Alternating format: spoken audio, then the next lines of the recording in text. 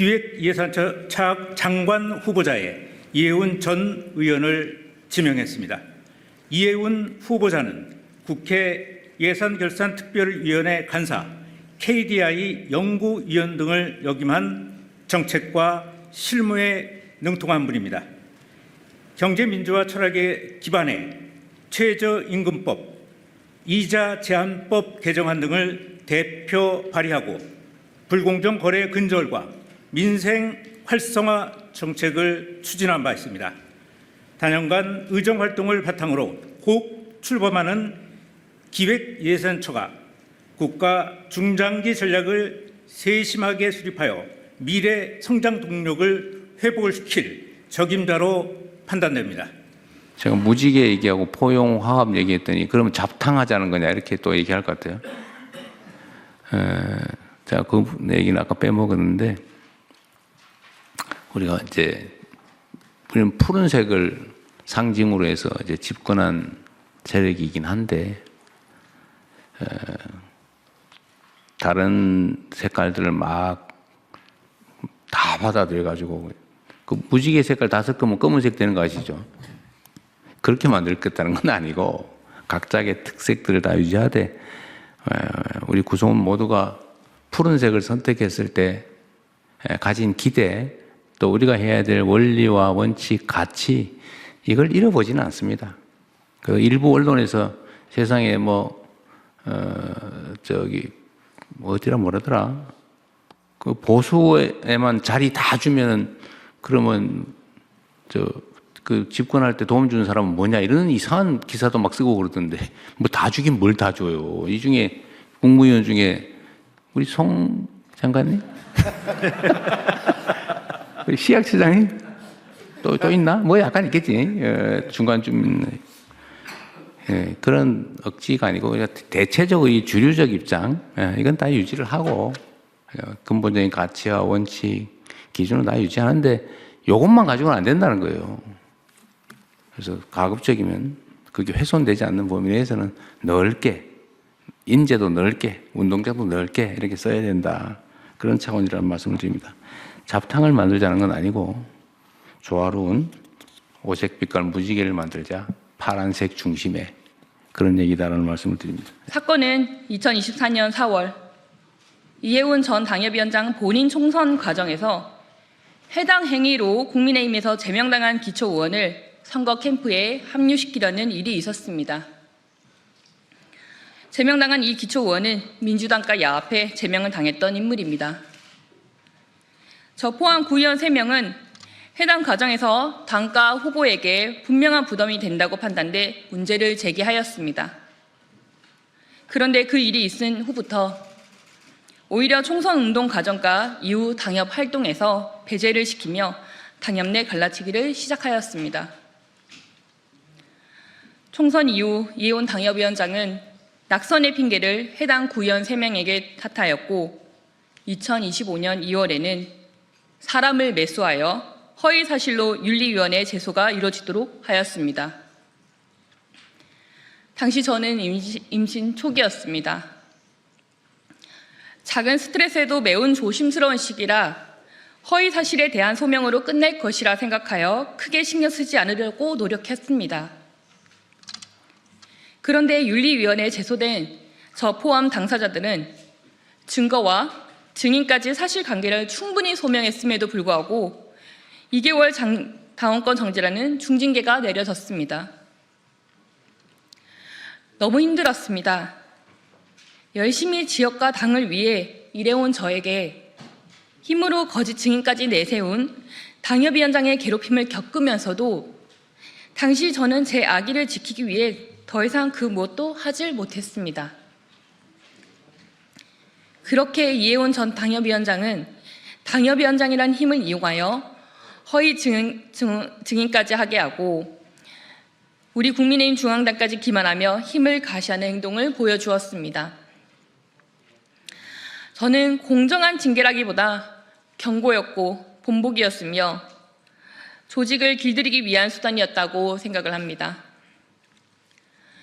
이해운 전 당협위원장에게 기만당한 주요 당직자분들께서도 이번 일로 인해 이해운 전 당협위원장의 실체를 아시게 되었으리라고 생각합니다. 하지만 이게 끝이 아니었습니다. 최근 기사에도 난 사안으로 성희롱 발언으로 솜방망이 징계를 당한 의원 사건이 있었습니다. 중구 의회 내 동료 여성 의원에게 아버지 뻘인 사람과 사귀는 사이다. 중구 여자와 술을 마시면 술맛이 떨어진다라는 등 두 차례의 성희롱, 여성 비하 발언을 한 전력이 있는 지역구 의원을 자신에게 매우 잘하고 있다는 이유만으로 징계는커녕 의회 의장에게 징계에 대한 사안을 봐달라는 취지로 감사하며 자신의 정치적 채찍꾼으로 두었습니다. 참고로 이해운 전 당협위원장은 3선 여성 국회의원이자 한국여성의정 상임대표를 자임해온 인물입니다. 성희롱, 여성 비하를 옹호하는 이러한 행태는 한국여성의정 상임대표 스스로 내세워온 한국여성의정의 가치와 책임을 정면으로 부정한 것이라 평가할 수밖에 없습니다. 이렇게 국민의 신뢰를 얻어야 하며 원칙 위에 서야 할 공직 후보자가 비판을 억압하고 복종을 강요하는 방식으로 조직을 운영해 왔다면 과연 그에게 더 큰 공적 권한을 맡겨도 되는지 우리는 묻지 않을 수가 없습니다. 이번 이재명 정부에서 이해운 전 당협위원장에게 내린 인사는 기획예산처 장관 자리입니다. 하지만 이해운 기획예산처 장관 후보자는 그 자리에 걸맞은 인사가 아닙니다. 2025년 12월 26년도 예산을 심사하고 있을 시 당시 이해운 전 당협위원장은 국민이 간절히 요구해온 자원 재활용 처리장 현대화 사업 및 공영주차장 건립 사업 예산에 대해서 일부 의원들에게 예산 삭감을 유도하고 이를 통해 같은 당 중구청장이 다음 지방선거에서 정치적으로 불리한 상황이 조성될 수 있도록 하였다는 취지의 제보가 있었습니다. 이는 중구의 발전이나 당의 승리를 위한 판단이 아니라 특정 정치인의 이해관계를 관철하기 위해 지역 정책과 예산을 수단화하려 한 행위로 볼 수밖에 없습니다. 주민의 삶과 직결된 정책 예산을 정치적 유불리 계산의 도구로 삼는 것은 지역 정치를 심각하게 왜곡하는 행태이며 결코 정당 정치의 범주 안에서 용납될 수 없는 일입니다. 이러한 행태를 자행해온 이해운 장관 후보자가 기획예산처 장관이 된다면 개인적인 감정으로 예산을 다루게 될 것이 분명합니다. 이재명 대통령의 이해운 기획예산처 장관 후보자 지명은 국민을 우롱하는 자격 미달의 인사 참사입니다. 자진 사퇴나 지명 철회가 없다면 국민의힘 재정경제기획위원회는 이 후보자에 대한 인사청문회를 이틀 동안 진행할 것을 강력히 촉구합니다. 조금 전 넘어온 자료를 보면 이해운 후보자가 신고한 재산만 총 175억 6,950만 원에 달합니다. 시세 80억 원대의 서울 반포동 50평형대 아파트를 보유하고 있으며 세종시 아파트와 서울 중구 오피스텔 전세 임차권도 갖고 있습니다. 본인과 배우자의 예금과 주식만 91억 원이 넘습니다. 자녀 3명의 예금과 주식을 합하면 총 128억 원이 넘습니다. 배우자는 포르쉐 등 차량 3대를 보유하고 있습니다. 2016년 신고재산 65억 원에서 10년 만에 100억 원 넘게 불어난 재산 형성 과정부터 집중 검증의 대상입니다. 이 후보자의 도를 넘은 갑질 또한 심각한 결격 사유입니다. 이 후보자는 사회 초년생인 인턴 보좌진에게 고성과 함께 IQ가 한 자리냐, 너를 죽였으면 좋겠다 등 인격 말살 폭언을 퍼부었습니다. 보좌진에게 자택 프린트기를 수리하게 하고 특정 음료를 준비하게 하는 등 사적 심부름과 무리한 요구도 서슴지 않았다는 의혹도 폭로되고 있습니다. 또 이 후보자는 지시 1분도 지나기 전에 고압적으로 수차례 재촉하는 등 갑질이 일상이었다고 합니다. 부적절한 정보 취득을 강요하고 수행하지 못하면 무능한 직원으로 낙인 찍었다는 제보도 이어집니다. 북한의 5호 담당대처럼 수행비서에게 상급 보좌관의 동향을 감시하도록 지시하고 보좌진에게 수박을 아들에게 배달하게 하는 등 아들의 집사처럼 부렸다는 보도도 나왔습니다. 보좌진이 산호비입니까? 특히 이 후보자는 언론 모니터링과 이른바 댓글 작업 그리고 언론 보도 수정 요구 등을 위해 보좌진을 사실상 24시간 대기시키면서 결과가 불만족스러울 경우에 비명에 가까운 고성으로 비난했다고 합니다. 댓글 작업은 여론 조작이고 보도 수정 강요는 언론 통제입니다. 갑질뿐 아니라 언론관에도 심각한 문제가 있는 것입니다. 갑질은 과거 당적 등을 떠나서 고위공직자가 절대 가져서는 안 될 중차대한 결함입니다. 기획예산처 공직자들 사이에서는 벌써 갑질 포비아가 퍼지고 있다고 합니다.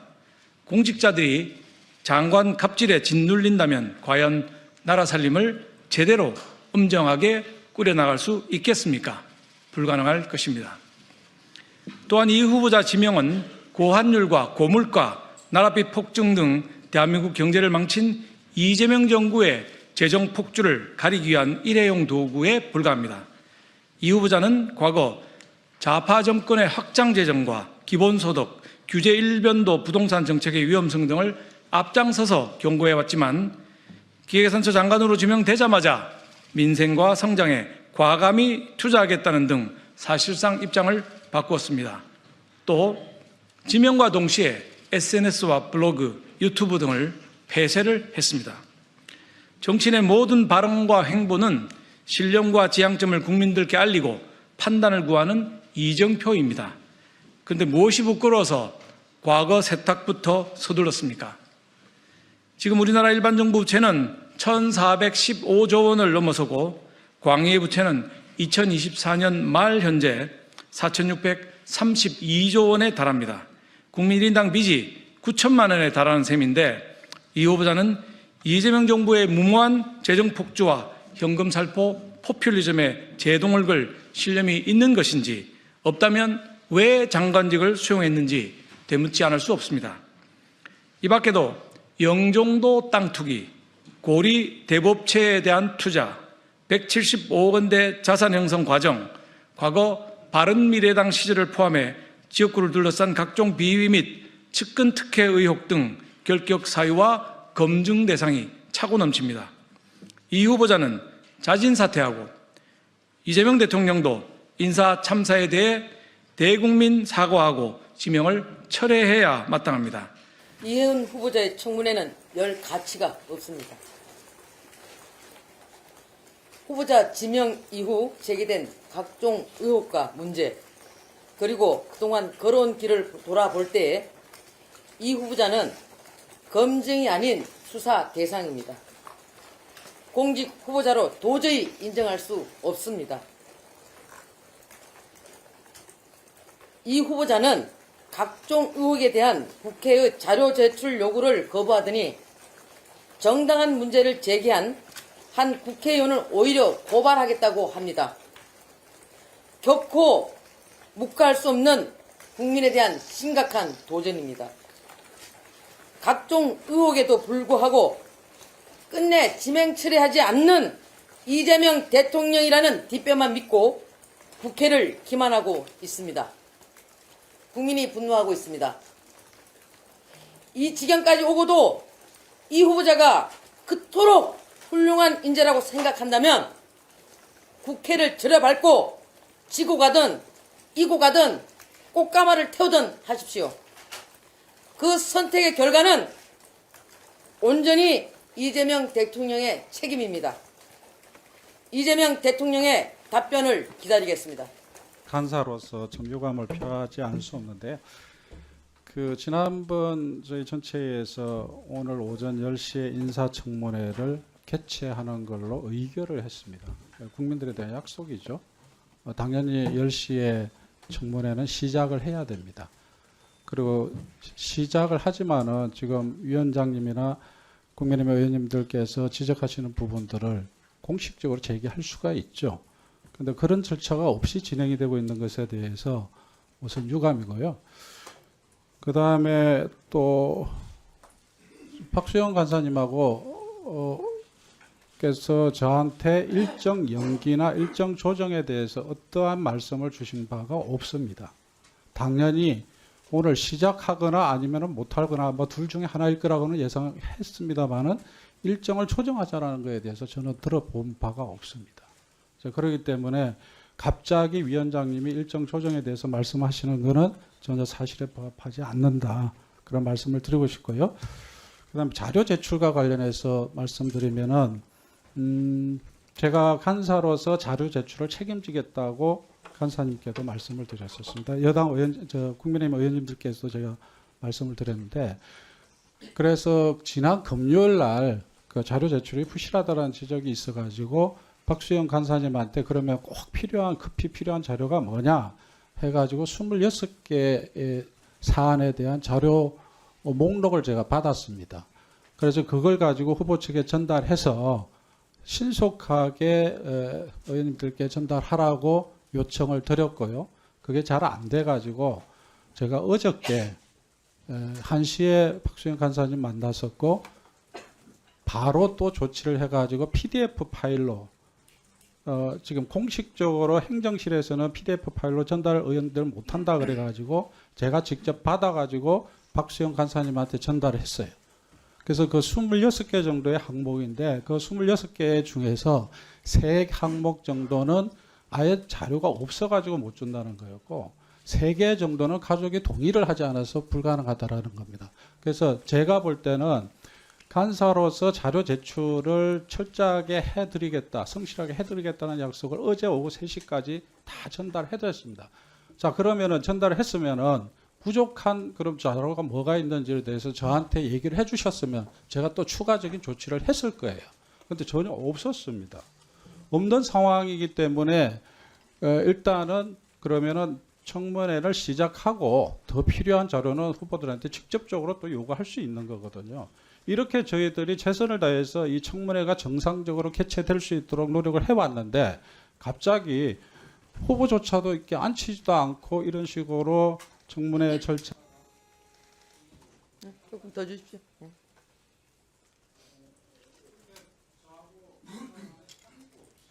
마이크 넣어주십시오. 간사하고 협의도 없이 후보자도 앉히지도 않고 일방적으로 이 일정 조정에 관한 위원장님 말씀만 하고 계시고 이렇게 되는 것은 저는 정상적으로 이 청문회를 할 의지가 없는 것으로 보이고 그것은 바로 우리가 국민을 대신해서 후보를 검증해야 될 우리의 책무를 스스로 져버리는 거라고 생각이 됩니다. 또 야당으로서도 이런 자료가 얼마나 중요합니까? 그 역할을 또 야당으로서 잘 하는 것도 대단히 중요하죠. 그래서 저희들 입장에서는 왜 야당이 청문회를 하지 않으려고 하는지가 그 이유가 자료 요구다라는 것만으로는 잘 이해가 안 됩니다, 솔직히. 그래서 다시 한번 촉구드리건데 자료 요구와 관련해서 간사로서 정말 최선의 노력을 다했습니다. 아마 박수영 위원장, 간사님도 인정하실 겁니다. 자, 그러니 우선 청문회를 시작하고 부족한 거는 더 채워나가는 그렇게 좀 진행을 해주셨으면 좋겠습니다. 아니 무슨 그 후보자는 야당 국회의원들이 자료 제출하면 안 내주고 여당에서 자료 제출 요구하면 내주고 그렇습니까? 그 자세가 좀 틀려먹었지 않습니까? 먼저 인사청문위원회에 대해서 고발할 수도 있다라는 태도를 후보자께서 보인 점에 대해서 매우 유감으로 생각합니다. 같은 인사청문위원으로서 매우 부적절한 태도였다 생각합니다. 비록 사과했다고 하더라도 먼저 그런 부분은 매우 부적절했다 생각하고요. 자료 제출 건에 대해서 민주당 의원님께서 이제 많이 노력을 했다라고 하긴 하십니다만 좀 부족한 부분이 여전히 좀 있는 것 같습니다. 그런 부분을 민주당이 좀 더 노력을 하셔서 후보자가 본인에 대한 자료까지 제출하지 않은 것도 있습니다. 그런 부분을 민주당에서 좀 더 후보자를 좀 설득을 해 주시길 바랍니다. 그래서 인사청문회는 저는 국민의 시간이라고 생각하는데요. 기존의 언론 보도 등으로 많이 알려진 내용만으로도 후보자의 장관, 기획예산처 장관 후보자의 자질 능력, 여러 가지 펌생에 대해서는 충분히 검증할 수도 있지 않을까 생각합니다. 그럼에도 불구하고 본인 및 자녀 관련한 자료가 제출돼야 될 것이 있는데 아직 제출되지 않은 몇 가지가 있습니다. 그 부분을 좀 말씀을 드려보겠습니다. 후보자의 지금까지 행적을 보면 제설기 부모라는 용어가 떠올랐습니다. 겨울에 눈이 갑자기 내렸을 때 안전하게 차량 운행이 가능하게끔 제설기가 먼저 앞으로 가서 눈을 다 치워주는 거죠.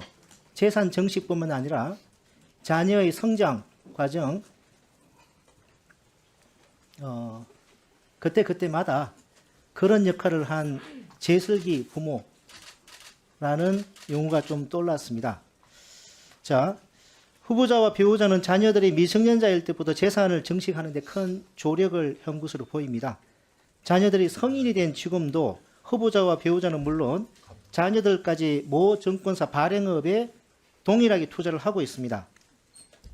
만약 자녀들의 이러한 투자가 자신들의 결정에 의한 것이 아니라면 이것도 일종의 부모 찬스에 해당할 것입니다. 따라서 이를 확인해 보고자 본인과 가족들의 증권사 계좌 거래 내용 및 컨설팅 계약 내용 등을 제출할 것을 요구했는데요. 그런데 여기에 대해서 심지어 본인 자료도 제출하지 못하겠다고 하고 있습니다. 본인 자료는 좀 제출해야 되는 거 아니겠습니까? 자, 두 번째, 자녀와 관련해서도 확인해야 될 게 있습니다. 자녀의 채용 과정에서 부모 찬스 의혹이 좀 제기되고 있는 상황입니다. 본 의원이 확인해 보니까 장남은 지금 다니는 세종시의 대외경제정책연구원 외에도 국책연구기관 최소 2군데 더 지원을 했습니다. 그런데 모두 불합격을 했고요. 심지어 그중에 한 곳은 2023년에 지원을 하고 또 2025년 작년에 또 지원을 했는데 서류에서 탈락했습니다. 따라서 최초에 대외경제정책연구원에는 어떻게 채용될 수 있었는지 그 과정에서 부모의 영향은 없었는지 확인해야 될 필요가 있다고 생각합니다. 제가 대외경제정책연구원으로 자료를 갖다 받아서 확인해 보니까 당시 합격자 중에는 외부 심사위원으로부터는 최하점을 받았는데 내부 심사위원으로부터 높은 점수를 받아서 아까서 채용된 분도 계십니다. 채용 당시에 공교롭게도 대외경제정책연구원장은 후보자와 대학 1년 선후배 사이였습니다. 따라서 확인을 해야 합니다. 자녀 채용 자체가 궁금한 것이 아니라 후보자의 제설기 부모라는 명칭, 이 떠오르는 후보자의 행적을 비춰봤을 때 후보자가 부당한 영향을 행사한 것은 아닌지 검증할 필요가 있다 생각합니다. 그런데 후보자는 개인정보라고 이를 모두 또 제출을 거부하고 있습니다. 유감입니다. 마지막으로 원펜탄스 청약 관련해서 또 후보자 해명을 뒷받침하기 위해서는 당시 후보자 장남 차량의 후보자 자택 또는 소위 장남의 신혼집으로 보이는 용산구 소재 아파트의 출입 기록과 건강보험 요양급여 내역서 등을 제출해야 합니다. 건강보험급여 내역서는 지금도 위장 진입을 밝히기 위해 사용하는 방식입니다. 그런데 이러한 자료들도 일체 제공을 하지 않고 있습니다.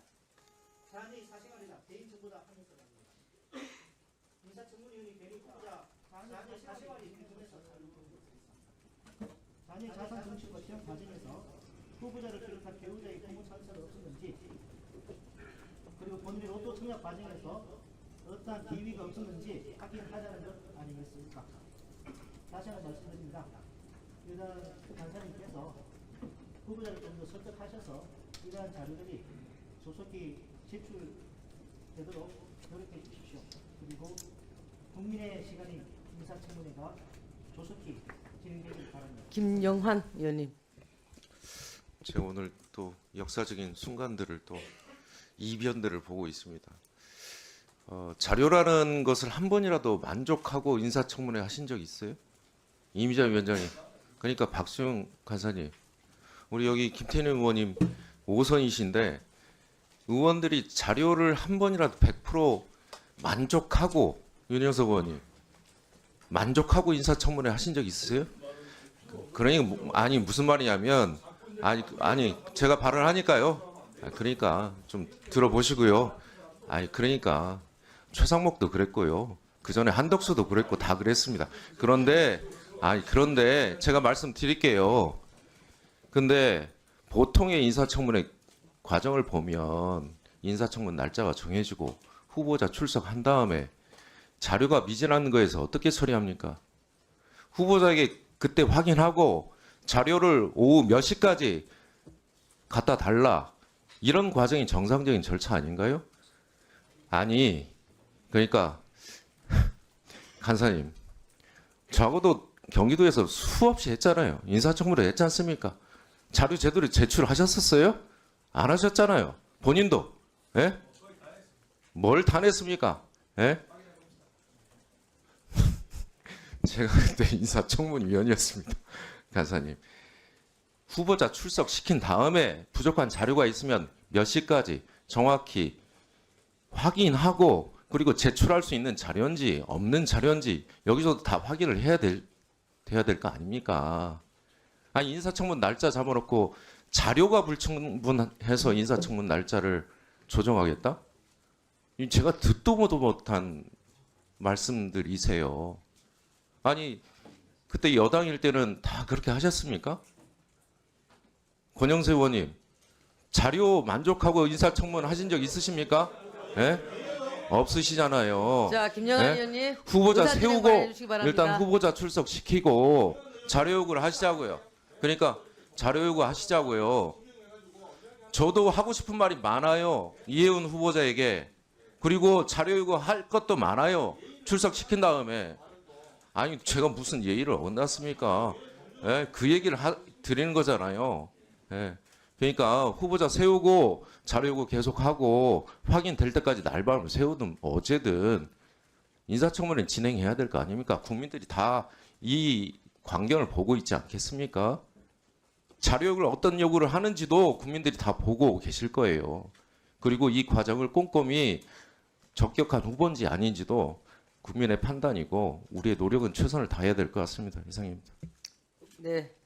권영세 의원님께서 또 지명을 받으셨으니까. 님이 난데없이 제 이름을 불러가지고 여기 보니까 제가 청문회를 받아본 사람은 그러니까 이 장관 청문회를 받아본 사람은 제가 유일한 것 같은데 저는 당시에 그 자료 제출을 한 65%인가 이렇게 했습니다. 근데 이게 대체로 장관들에 대해서 한 65%는 좀 맞춰달라 그래가지고 부처에서도 그렇게 요구하는 것 같은데 지금 우리 김영환 의원님 70몇 프로 얘기를 하는데 지금 한 20%도 채 안 됩니다. 이게 그 이재명 정부 들어와가지고 김민석 총리도 그렇고 대개 한 20%대 수준에서 이 자료 제출을 하는데 이렇게 가지고 그 무슨 청문회를 제대로 하겠습니까? 아까 청문회 자리에서 부족한 자료가 있으면은 뭐 언제까지 보완해달라 이렇게 얘기하고 또 그걸 가지고 하면 된다 그러는데 청문회 시작하기 전에 이미 부족한 자료고 또 충분히 그 낼 수 있는 자료라는 걸 알고 있는데 안 내는데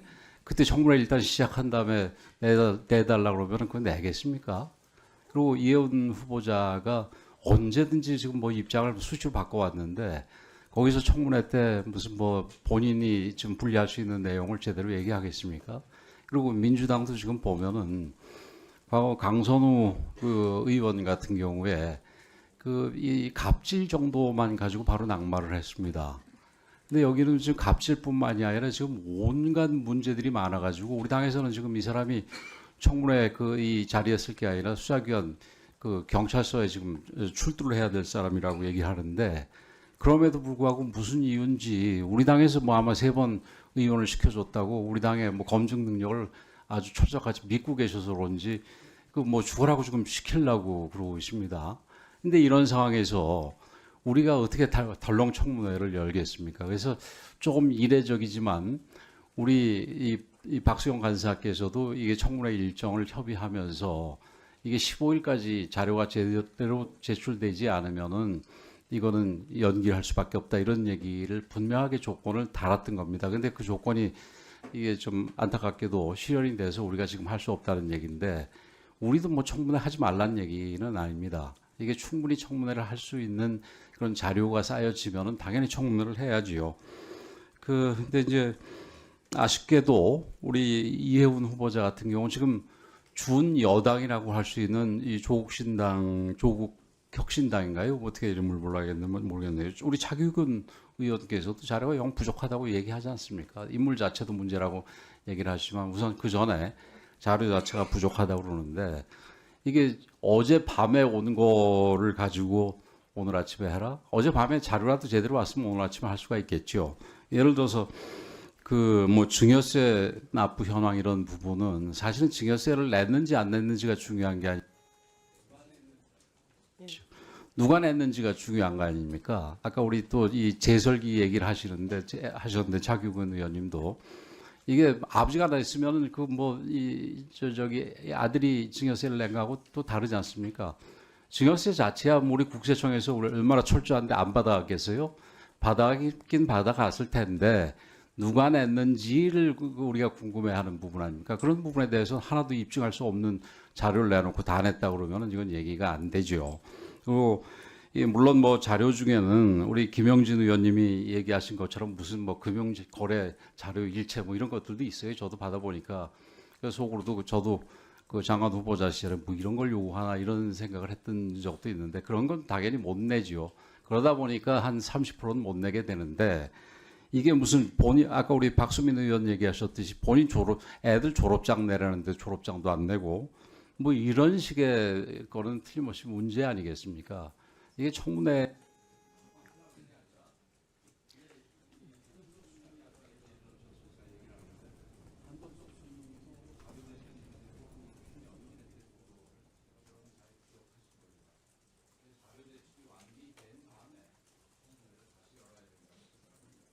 정치인은 본인의 말과 행동을 책임지는 자리라고 생각을 합니다. 이해운 후보자 지명 이후 지금까지 수많은 의혹들이 언론을 통해서 노출됐습니다. 본인이 이에 대한 제대로 된 자료 제출이 없었기 때문에 인사청문위원으로서 저는 청문 방해 행위라고 생각을 했습니다. 어제까지 저희가 생각했던 상식적인 국민의 선량한 국민을 분노케 했던 핵심적인 의혹에 대한 자료나 그 본인의 소명을 증빙할 수 있는 어떠한 자료도 제출되지 않았습니다. 지금까지 여러 가지 의혹이 있었습니다. 뭐 폭언, 갑질, 뇌물, 부동산, 투기, 또 거기에다가 부정 청약, 부모 아빠 찬스까지 수많은 의혹들이 있었는데요. 제가 말씀드리고 싶은 것은 이번 이해운 후보자 지명 이후에 국민들이 이 사안을 어떻게 바라보고 있는지에 대한 인식이었습니다. 첫 번째로 청약 가점을 높여서 청약에 당첨되기 위해 본인의 가족들, 이제는 미혼 자녀들이 결혼을 한다고 하더라도 절대 혼인신고를 하지 말라라고 합니다. 이런 인식을 만들어준 공직자를 기획예산처 장관의 초대 장관이라는 지위에 오르게 할 수 있겠습니까? 제가 언론에서 이런 글을 봤습니다. 이현 후보자는 비리 종합 선물 세트다. 이게 통과되면 이건 나라도 아니다라는 이야기를 했습니다. 여러분, 자기 며느리를 며느리라 부르지 못하고 아내를 아내라 부르지 못하는 사람을 대한민국의 예산과 재정을 총괄하는 자리의 수장으로 올려놓을 수 있겠습니까? 제가 말씀드리는 것은 지금 의사진행 발언에서 왜 상식적이고 의혹을 해소할 수 있는 증빙 자료를 지금까지 제출하지 않고 있느냐는 점입니다. 저희가 자료를 받아야지. 그래서 요청을 했습니다. 상세 혼인관계 증명서, 그리고 장남의 입출 증명서, 또 다양한 카드 사용 내역서 등 이러한 차량과 관련된 그리고 본인의 의혹을 해소할 수 있는 자료를 요청했습니다마는 현재까지 전혀 오지 않았습니다. 저희가 자료를 받아야지만 이걸 기초로 해서 국민을 대신해서 여쭤볼 수 있지 않겠습니까? 저는 이제는 국민의 시간입니다. 그러기 위해서 충분한 자료를 가지고 국민을 대신해서 저희가 여쭤볼 수 있는 거죠. 그런 자료가 없다는 것은 말 그대로 청문을 방해하는 행위라고 저는 생각을 합니다. 더 이상 이러한 맹탕 청문회 그리고 하루만 버티면 된다 이런 면죄부 청문회 저는 이렇게 흘러가는 것에 대해서는 강력히 반대합니다. 물론 본인의 도덕성과 자질 능력을 송곳 질문을 통해서 해소해야 합니다. 100억 로또 청약으로 불리는 원 펜타스 아파트를 붙들기 위한 이해운 후보자의 마지막 발버둥이 차마 눈뜨고 보기 어려울 정도입니다. 공적 지위와 사적 욕망이 뒤엉킨 촌극 앞에서 국민은 깊은 허탈과 함께 혀를 차고 있습니다. 아마추어 정권인 이재명 정부의 실패한 부동산 정책으로 서민과 중산층이 월세 난민으로 내몰리고 있는 이 엄중한 시점에 각종 편법과 꼼수를 동원해 원 펜타스를 손에 넣은 이해운 후보자를 향한 국민적 분노와 원성이 하늘을 찌르고 있습니다. 아파트 청약 앞에서 이해운 후보자는 한없이 냉혹한 어머니이자 시어머니였습니다. 2023년 후보자의 장남과 며느리는 수많은 하객 앞에서 혼인의 서약을 나눴지만 원 펜타스라는 궁극의 목표 앞에서 혼인 신고도 결혼 사실도 모두 침묵 속에 묻혀야 했습니다. 원 펜타스 전입을 앞두고 며느리는 자신이 살던 신혼집을 떠나야 했습니다. 청약 당첨에 따른 실사가 예고되자 사실혼 관계가 드러날 가능성을 사전에 차단하기 위해 거처를 옮길 수밖에 없었기 때문입니다. 청약 앞에서 가족의 일상과 삶의 안정은 철저히 뒷전으로 밀려났습니다. 후보자는 오직 원 펜타스 하나만을 향해 내달렸을 뿐입니다. 이토록 비정한 10월도도 드뭅니다. 이해운 후보자는 어제 청문회가 파행된 이후 본인은 충분한 자료를 제출했고 자신의 의혹에 대해 국민 여러분께 설명할 의무가 있다며 너무나도 당당한 태도를 보였습니다. 바로 이 뻔뻔함이야말로 후보자가 자신의 욕망을 관철하기 위해서라면 물불을 가리지 않고 질주해온 원천이었을 겁니다. 후보자님, 이제는 다 내려놓을 때입니다. 원 펜타스도 장관직에 대한 집착도 모두 마찬가지입니다. 장남의 위장 미혼을 통해 얻어진 전리품 원 펜타스 역시 이제는 본래의 주인을 찾아갈 시점입니다. 후보자 역시 가야 할 자리로 곧 가게 될 것입니다.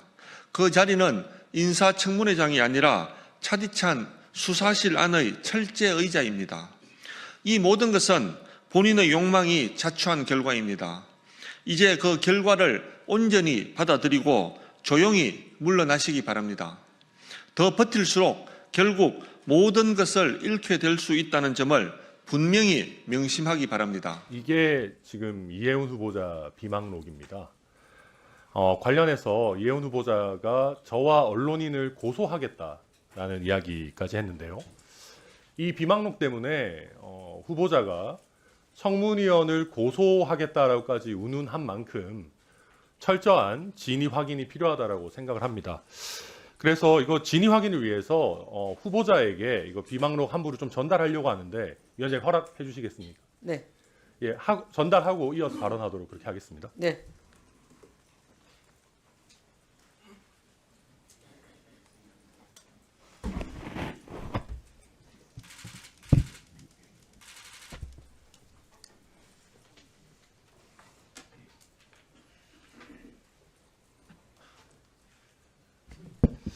위원장님께서 후보자에게 이 비망록이 본인이 작성한 것이 맞는지를 답변하게 해주시고 혹시 후보자가 지금 바로 답변하는 것이 어렵다라고 한다면은 오후 청문회 시작 전까지 저희 의원실로 또 우리 위원회에 답변하도록 해주시면 감사하겠습니다.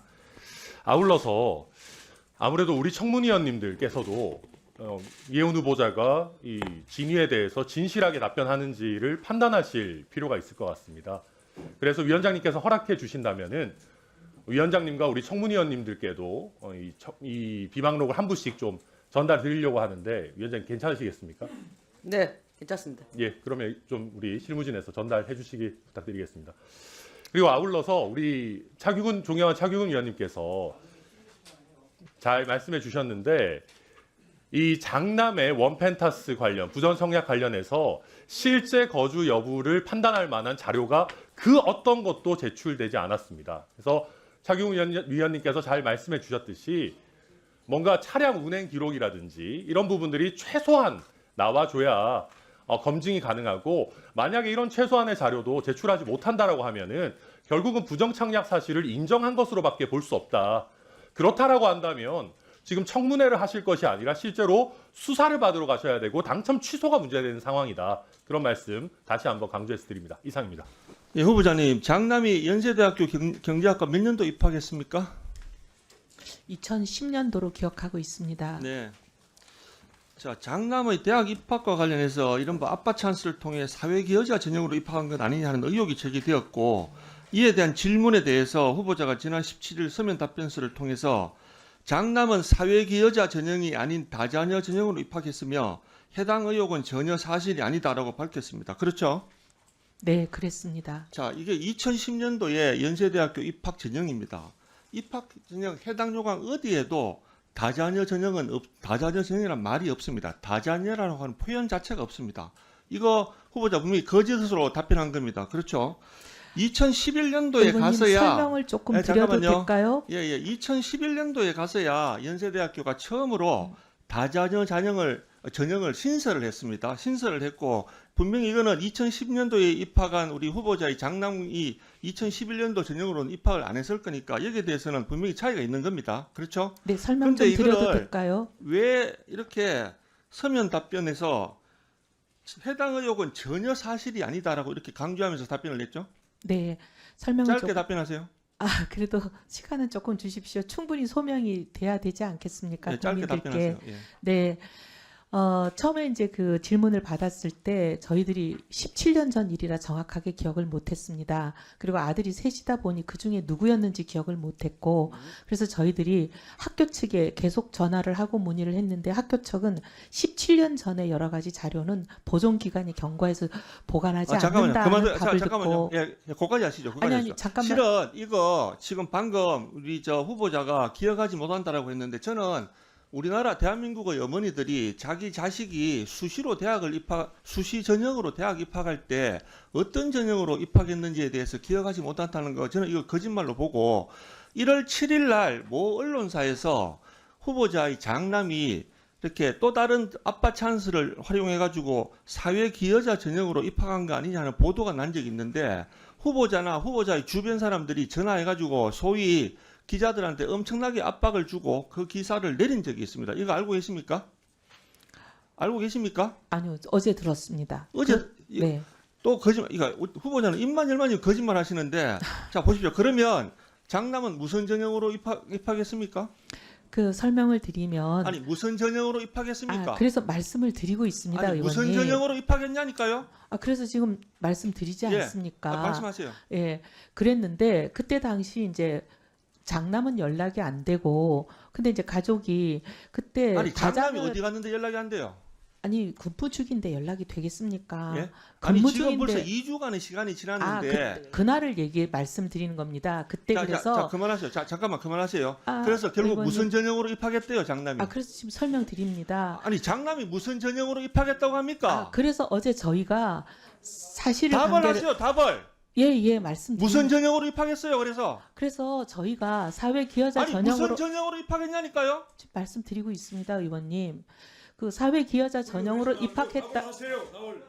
지금 답을 드리고 좋아요. 있습니다. 자, 했다는 것을 저희가 어제 모든 의원실에 정정 자료로 제출했습니다. 그래서 잠시만. 자, 네. 사회기여자 전형으로 입학한 거 맞습니까? 네, 자, 후보자나 남편의 부모님들은 혹시 독립유공자입니까? 아닙니다.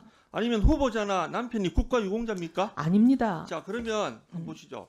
자, 2010년도에 신입생 수시 모집 요강에 보면 사회기여자 전형이 3개 있죠. 네, 그러면은 국위 선양자로 입학했습니까? 네, 그렇다고 확인을 자, 했습니다. 그렇다고 한다고요? 누가요? 아들이요? 아니요, 그렇다고 누가 합니까? 답변 누가 들었어요? 아니 서류를 냈을 때 저희가 무슨 서류를 냈는지는 자, 이거 보세요. 아니 저기 자, 의원님. 국위 선양자. 자, 여기 보시면은 사회기여자 전형 중에 국위 선양자라고 하는 게 있죠. 네. 국내외에서 활동하면서 학술, 문화, 예술, 과학기술, 산업, 체육 분야 등에서 세계적으로 권위 있는 상을 수상하였거나 업적을 내어 대한민국의 국위를 선양한 자 또는 그의 자녀 및 손자. 집안에 누가 이렇게 국위 선양했습니까? 어제 그래서 저희가 학교 측에 확인한 누가 국위 선양을 했냐니까요. 누구를 예를 들어서 장남이 연세대학교에 입학하게 되었습니까? 그걸 묻잖아요. 누가 국위 선양했습니까? 4명 중에 누굽니까? 6명 중에 누구예요? 자, 양가의 할아버지 할머니 또는 부모님 중에 누가 국위 선양했습니까? 의원님 설명을 좀 하게 해주십시오. 누가 예, 설명을 드리지 사회기여자 전형으로 않습니까? 입학했으면 국위 선양자를 특정을 하고 그 사람과의 관계를 가지고 입학 서류를 냈을 거 아닙니까? 그래서 그 말씀을 지금 드리려고 그러니까 하지 답변을 않습니까? 하시라니까요. 그 답변을 지금 아니, 하고 있습니다, 의원님. 6명 중에 누구예요? 거기에 보면 그 당시에 입학 서류는 존재하지 않는데 원칙이라는 것은 학교가 가지고 있었습니다. 그래서 학교 얘기가 뭐냐면 누구냐고 물어보잖아요. 그래서 국위를 선양한 사람이 누구냐고 물어보고 그 사람과의 어떤 관계 때문에 후보자의 장남이 연세대학교에 사회기여자 전형으로 입학하게 되냐고 묻는데 지금 무슨 이야기 하시는 거예요? 위원장님 이거 일단 발언 시간 좀 중지해 주십시오. 이게 지금 후보자가 발언 시간을 고의적으로 지금 이렇게 잡아먹고 있는 겁니다. 예? 거기에 보면 잠시만. 답변을 명확히 하세요. 답변을. 답변 국위 선양자가 하고 있습니다. 누구냐고요? 국위 선양자가. 국위 선양이라는 것이 아니 훈장을 받은 아니 사람. 위원장님 저 보십시오. 국위 선양자가 누구냐고 묻는니 그러니까 국위 선양자에 말씀하고 제가 지금 정의를 물어봅니까? 국위 선양자가 누구냐고요? 자, 정리 좀 의원님, 하십시오. 의원님. 정리합시다. 조용하시고요. 예, 청조 근조 훈장, 무궁 훈장 등등을 받은 사람의 자녀 또는 손자녀는 그런 게 어디 있습니까? 여기 보세요. 학술, 문화, 예술, 과학, 기술, 산업, 체육 분야에서 세계적으로 권위 있는 상을 받았거나요. 세계적으로. 우리나라의 훈장이 여기 들어가 있습니까? 그런데 우리나라의 훈장이 들어가 있어요? 예? 그런데 내부적으로 그 분명히 그 장남의 요강이 할아버지가 있습니다. 훈장 받았던 게 우리나라의 국위를 선양했습니까? 거기에 대해서 양심적으로 답변해 보세요.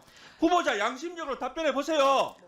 후보자의 장남의 할아버지가 우리나라의 내무부 장관을 했다. 우리나라의 훈장을 받았다. 이게 우리나라의 국위를 선양했다고 할 수 있습니까? 이런 걸 통해 가지고 부정 입학을 했다는 거 이게 지금 오늘 후보자가 그대로 자백하고 있는 겁니다. 그렇지 않습니까? 아닙니다. 후보자님 우리나라의 국위를 선양했다고 보세요. 시아버님이 우리나라의 국위를 선양한 사람입니까? 국위를 선양하지도 않은 사람을 국위를 선양했다고 이렇게 거짓말해서 연세대학교의 입학 프로세스를 무력화시킨 겁니다. 그 당시에 후보자의 남편 뭐였습니까? 다음 보세요. 연세대학교가 아들은 중개생이고 아빠는 후보자의 남편은 그 당시에 연세대 교무부처장이었어요. 연세대 교무부처장이 입학 요강 전부를 준비하고 하는 거 잘 알고 계시죠? 다음 장 보세요. 자, 후보자의 가까운 지인이 한테 이렇게 이야기했습니다. 후보가 아빠가 연대 교수잖아. 없는 걸 만들어서 애를 입학시켰어. 자, 이 말은 아까처럼 부정 입학을 시켜놓고 국위 선양자에 대한 그 논리가 나중에 밝혀질까봐 바로 그 다음인 2011년도에 다자녀 전형이라는 것들 만들어가지고 지금까지 후보자는 주변에 다자녀 전형으로 입학했다라고 주변 사람들을 속이고 본인들 스스로 이렇게 알리바이를 만든 겁니다. 제가 오후 질의 때 계속하겠습니다. 예, 아닙니다. 수고하셨습니다. 저 다자녀 전역으로 신청을 했던 것은 차남이었는데 차남과 장남을 저희가 잠깐 혼선을 빚었던 것뿐이고요. 차남은 연세대학교 입학하지 않았습니다. 지원은 했지만. 그리고 지금 말씀하신 그 규정들은 연세대학교가 가지고 있는 규정이고 그건 공개된 규정이고 그렇습니다. 그리고 연세대 의원님 의원님 그 기준은 그 근데 그럼요. 의원님, 그 기준은 제가 만드는 규정이 아니고 학교가 만든 규정입니다.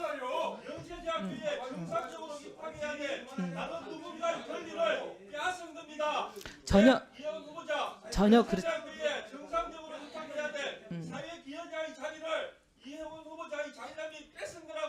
전혀 의원님 말도 안 되는 김태호 전 의원의 그런 훈장을 가지고 국위 선양자라는 논리를 만들었겠죠. 이게 김태호 집안에서 할 이야기입니까? 자, 정리하십시오. 최원석 의원님 정리해 주시기 바랍니다. 자, 다음은 의원님 그럼 그게 일단 김영환 아니라는 의원님 것을 질의해 설명할 주시기 수 있는 바랍니다. 기회를 좀 주십시오. 자, 아니 네. 김영환 의원님 질의해 주시기 바랍니다. 자, 일단 김영환 의원님 질의하십시오. 아, 제가 자, 잠깐만요. 자, 제가 회의 진행을 원활하게 할 테니까 걱정하지 마십시오. 진성준 의원입니다.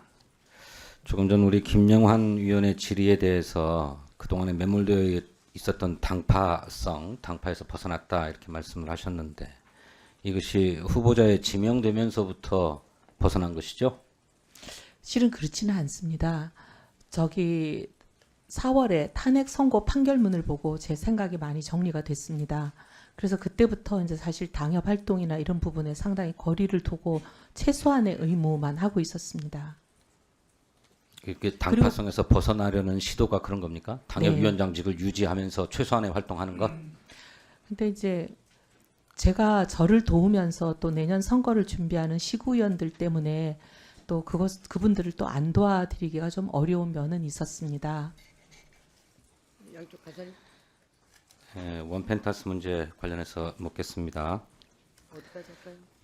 후보자의 장남이 2023년 7월 달에 유학을 마치고 돌아와서 네. 2023년 8월에 대외정책연구원에 취업하지 않습니까? 네. 그래서 그게 연구원이 세종에 있기 때문에 세종에서 거주해야만 했죠. 그래서 장남에게 전셋집을 하나 얻어주지 않았습니까? 네. 그러면 거기에서 사실상 거주하고 출퇴근했던 거잖아요. 그럴 계획이었습니다. 근데 그 계획대로 되지가 않았습니다. 그 세종 아파트에서는 살지 않았어요? 뭐 아예 살지 않았던 건 아니지만 서울을 많이 왔다 갔다 했습니다. 예.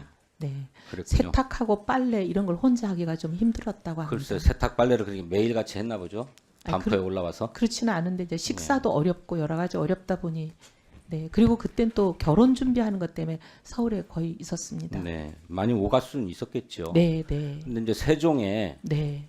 이를테면 어머니가 얻어준 전셋집에 거주하기로 하고 그것에 대한 사용료를 내기로 계약서를 쓰지 않았습니까? 네, 아드님하고. 네. 그러니까 거기 사실상 거주하려고 했던 것이죠. 네, 계획이 네, 그랬습니다. 그러면 당연히 네. 전입신고를 해야 되는 것 아닙니까? 전입신고? 근데 왜 아드님이 전입신고를 하지 않았죠?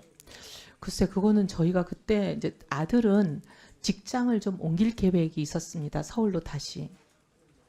아까 어떤 의원님이 그 서울에 있는데 입사 신청을 하지 않았냐 하는데 조금 한 달 살아보니까 좀 어려워서 서울로 옮기려고 했습니다. 그래서 전입신고를 하지 않고 그냥 세종에 있는 직장에 계속 다닌 거군요. 그렇지만 이제 그러니까 서울로 그거는 옮기려는 우리 계획이 있었기 때문에 주민등록법을 그렇습니다. 위반한 거잖아요. 네? 사실상 거주하는 곳에 주민등록을 하라고 하는 것이 우리 주민등록법의 규정이지 않습니까? 근데 의원님 이렇게 말씀드리면 어떨지 예, 뭐 모르겠습니다. 구태여 변명이 안 될 것 같아요. 아니요. 명백하게 네. 주민등록법 위반인데 어쨌든 그런 사정을 이용해서 후보자께서는 주택 청약을 했어요. 그러죠? 원펜타스 이전에도 했는데 제가 알기로 우리 후보자께서는 원펜타스 이전에 전원한 적은 없습니다. 부군께서 하셨나요? 네, 그랬을 겁니다. 그러니까 근데 그 가족들이 살 집을 한 거잖아요. 예. 예, 뭐 그래서 후보자께서는 결혼한 이후로 오랫동안 무주택으로 사시다가 2024년부터 이제 집을 장만하려고 해요. 그 왜 그러셨습니까? 그동안에 집을 사려면 얼마든지 살 수 있는 경제력이 있었잖아요. 그런데 구태여 주택을 사려고 하거나 청약하려거나 하지 않다가 2024년에 그렇게 하세요. 왜 그랬어요? 제가 2024년 총선 끝나고 실은 정치에 대해서 이제 많은 생각이 들어서 그때 사실 정치를 접을 마음을 어느 정도 가지고 있었습니다. 총선에 낙선해보고 앞으로 여러 가지 고민을 해봤을 때 그때 이제 제가 정치를 좀 그만둘 생각을 마음에 가지고 있었습니다.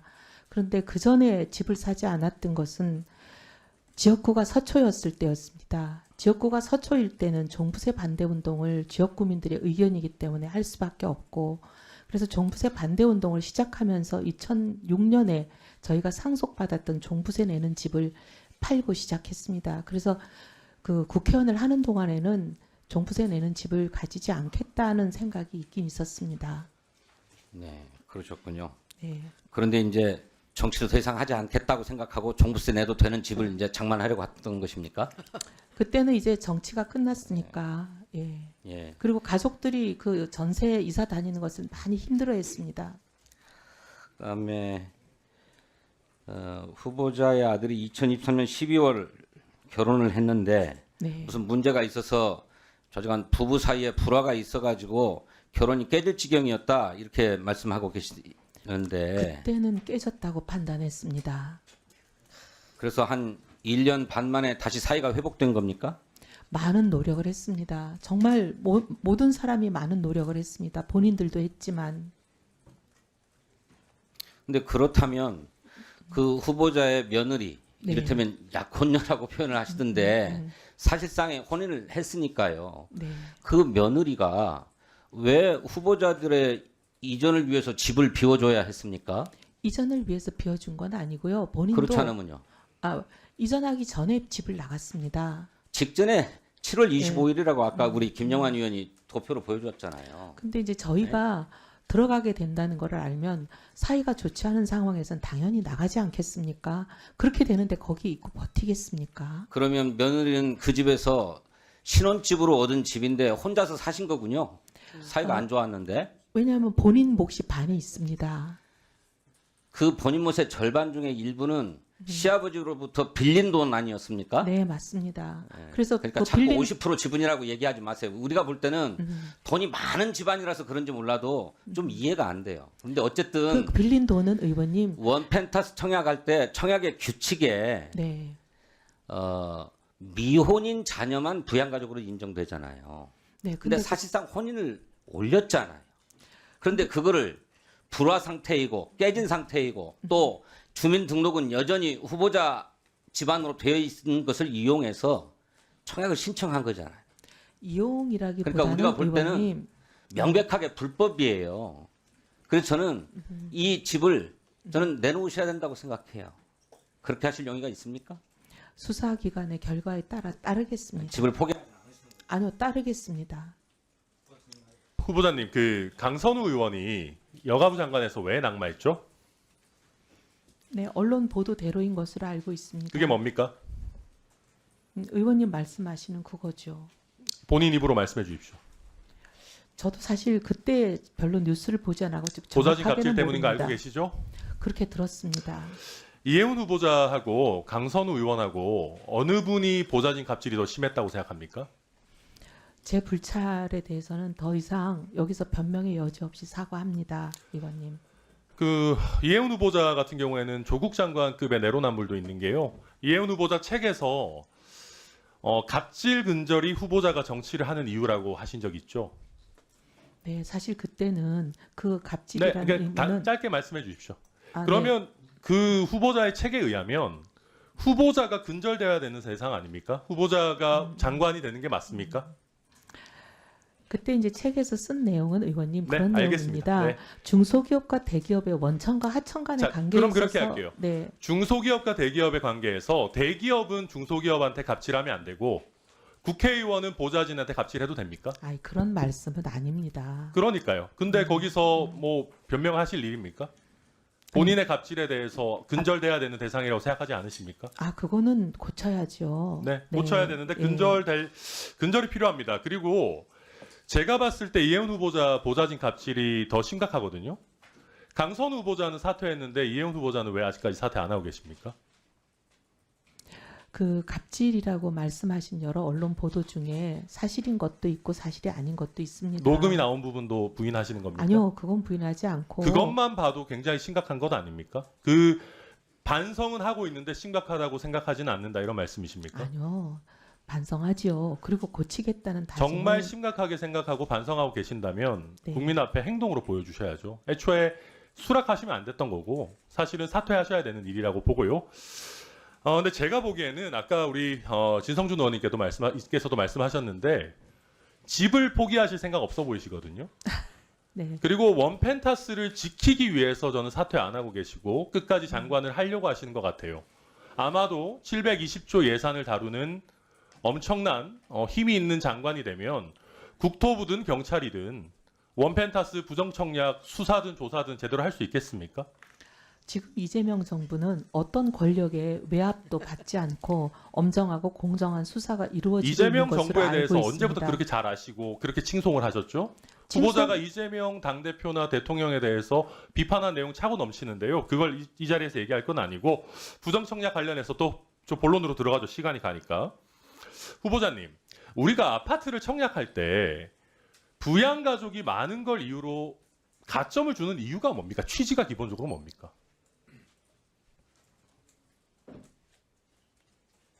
그러니까 이게 당연히 이게 취지가 실제 생계와 생활을 같이 하는 우리 가족이 많이 있고 이분들한테 가능하다면 조금 더 우선적으로 보다 나은 주거를 제공하자라고 하는 게 이 부양가족 가점 제도의 취지 아니겠습니까? 그렇죠? 그런데 지금 그러다 보니까 이 부양가족이라고 할 수 있느냐 관련해서 실제 자격이 있는지 위장 전입은 아닌지 실무적으로 굉장히 엄격하게 보고 있습니다. 후보자님 알고 계시죠? 그런데 지금 2024년에 분양을 신청할 때 세종시에서 일하고 이미 결혼식을 올린 장남이 이 부양가족으로서 혜택까지 받아야 되는 정도의 부양가족인 미혼 자녀입니까? 의원님, 그 혼례를 올렸다고 해서 물론 혼례를 올릴 때는 가정을 이루고 네, 알겠습니다. 할 자, 계획으로 PPT 한번 하죠. 봐주시죠. 근데 의원님 네, 인생이 잠시만요. 그렇게 계획대로 안 되지 않습니까? 네, 그러면 여기 볼게요. 네. 자, 2023년 12월에 이렇게 결혼식을 올리셨죠. 네. 근데 이 결혼하고 나서도 며느리를 계속 약혼자라고 지칭을 하시더라고요. 저희 국회에 내신 자료 보니까. 후보자님 혹시 이거 결혼식 하실 때요, 축의금 받으셨습니까? 참석자들한테? 네, 받았을 겁니다. 저기 당사자들이 받았을 겁니다. 네. 약혼식에도 축의금 받습니까? 그렇지는 않지만 결혼한다고 하고 축의금 받으신 거잖아요. 그렇죠. 근데 그리고- 결혼식은 했죠. 네, 알고 네. 있습니다. 자, 그 다음에 이게 위장 전입 중에서도 굉장히 악질인 게 아까 진성준 의원님도 말씀하셨지만 세종에 이미 직장 근처에 후보자가 얻어준 전셋집이 있었죠. 그 다음에 신혼집으로 또 후보자가 보태줘서 얻어놓은 용산 전셋집이 있었잖아요. 그런데 이 두 곳을 다 놔두고 굳이 후보자의 주민등록을 유지했단 말입니다.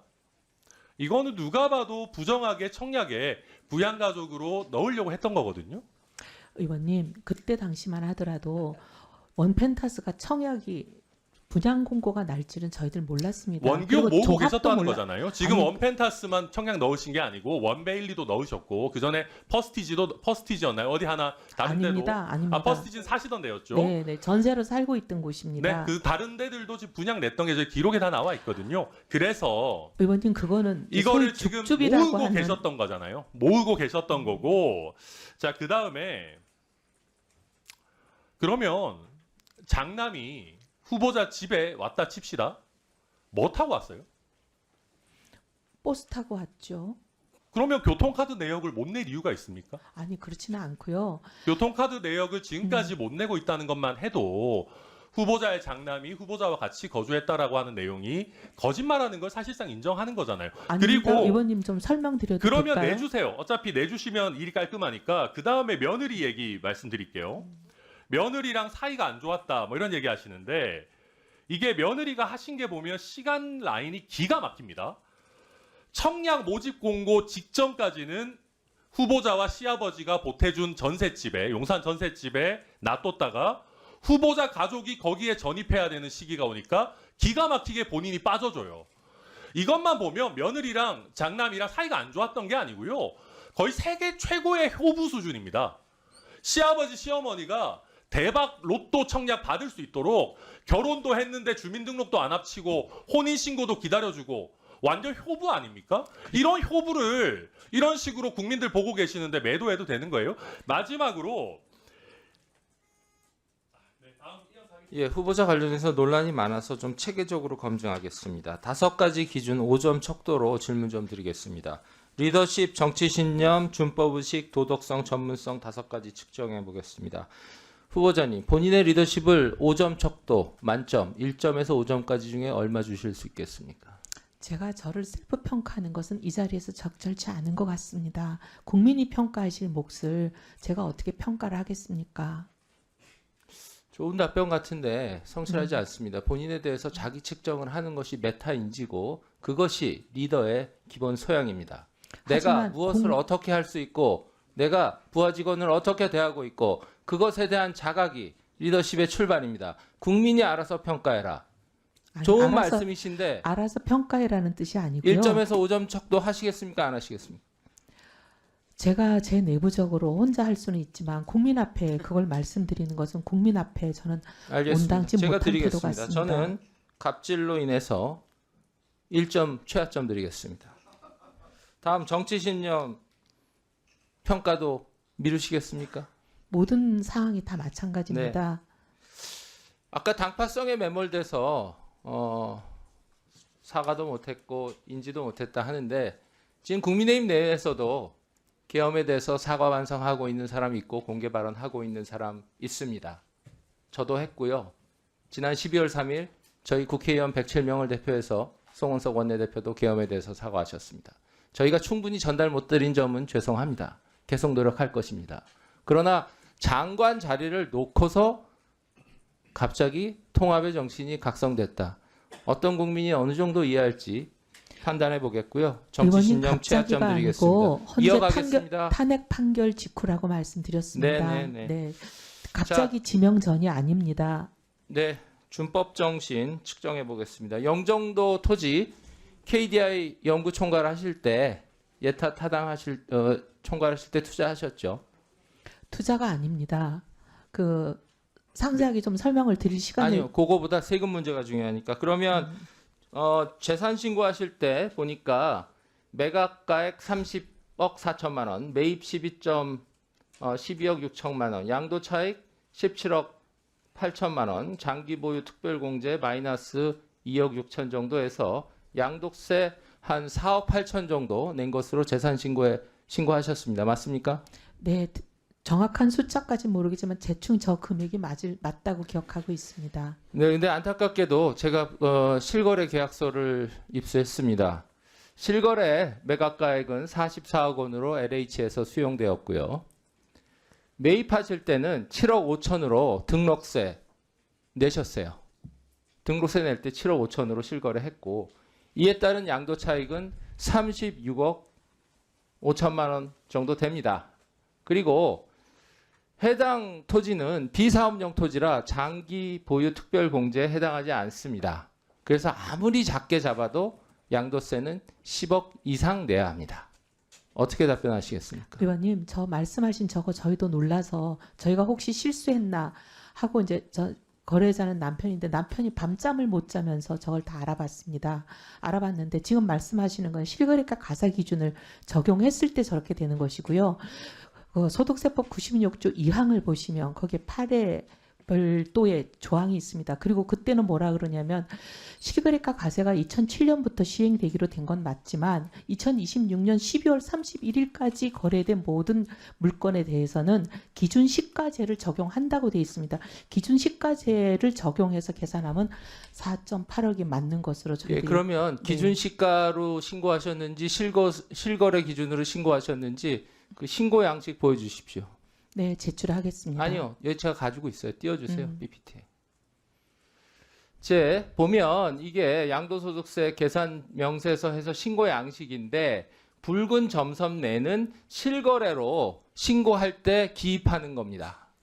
그리고 지금 적용하셨다고 하는 기준 시가 혹은 환산 취득가액으로 계산했다고 할 때는 파란 선 부분에 기입해서 신고하셔야 됩니다. 이거 어떻게 답변하시겠습니까? 본인이 매각하실 때 빨간색 선 안에서 기입해서 신고하셨어요. 즉 실거래로 신고하신 거예요.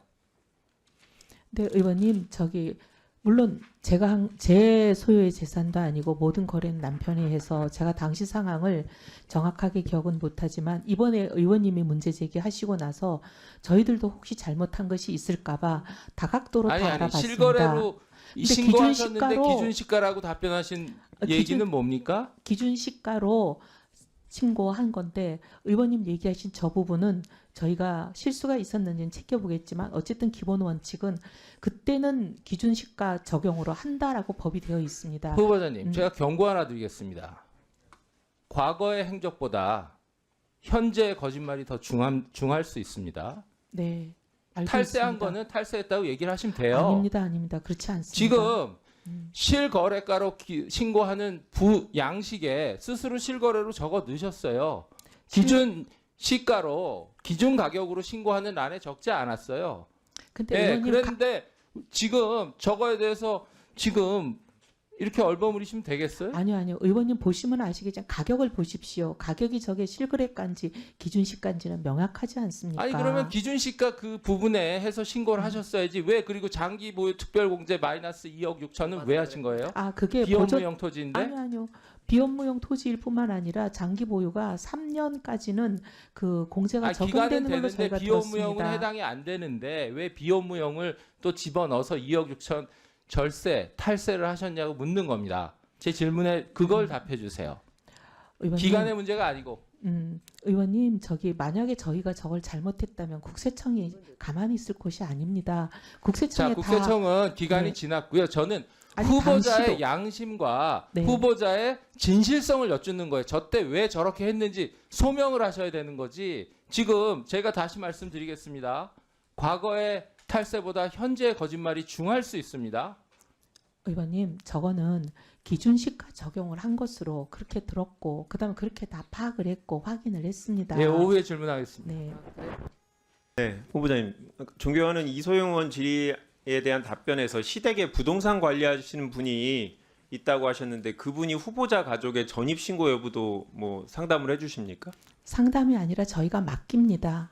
그러니까 그거는 뭐 부동산 계약 이런 걸 맡기는 건데 전입 신고 이런 것도 거기다 맡기나요? 전입 신고는 맡기지 네, 않고요. 그러면 후보자 가족이 결정한 거죠? 어디에 네, 전입? 그럼요. 전세권 알겠습니다. 설정이나 이런 거를 네. 맡겼다는 뜻입니다. 후보자께서 2019년 9월 30일 국회 대정부 질문에서 현금 부자들은 그냥 그 자리에서 분양만 받으면 집값이 뛰어서 시세 차익으로 대박 로또를 가져간다라는 이야기를 하신 적이 있습니다. 물론 후보자께서 청약제도 활용해서 주택 청약에 당첨된 것까지는 괜찮습니다. 누구나 그럴 수 있으니까요. 근데 이제 문제는 부당하게 대박 로또 당첨이 돼서 타인의 기회를 뺏은 게 아닌가 그런 의혹이 제기된다는 건데요. 청약 신청할 때 가장 중요한 거는 부양 가족 수에 따른 청약 가점입니다.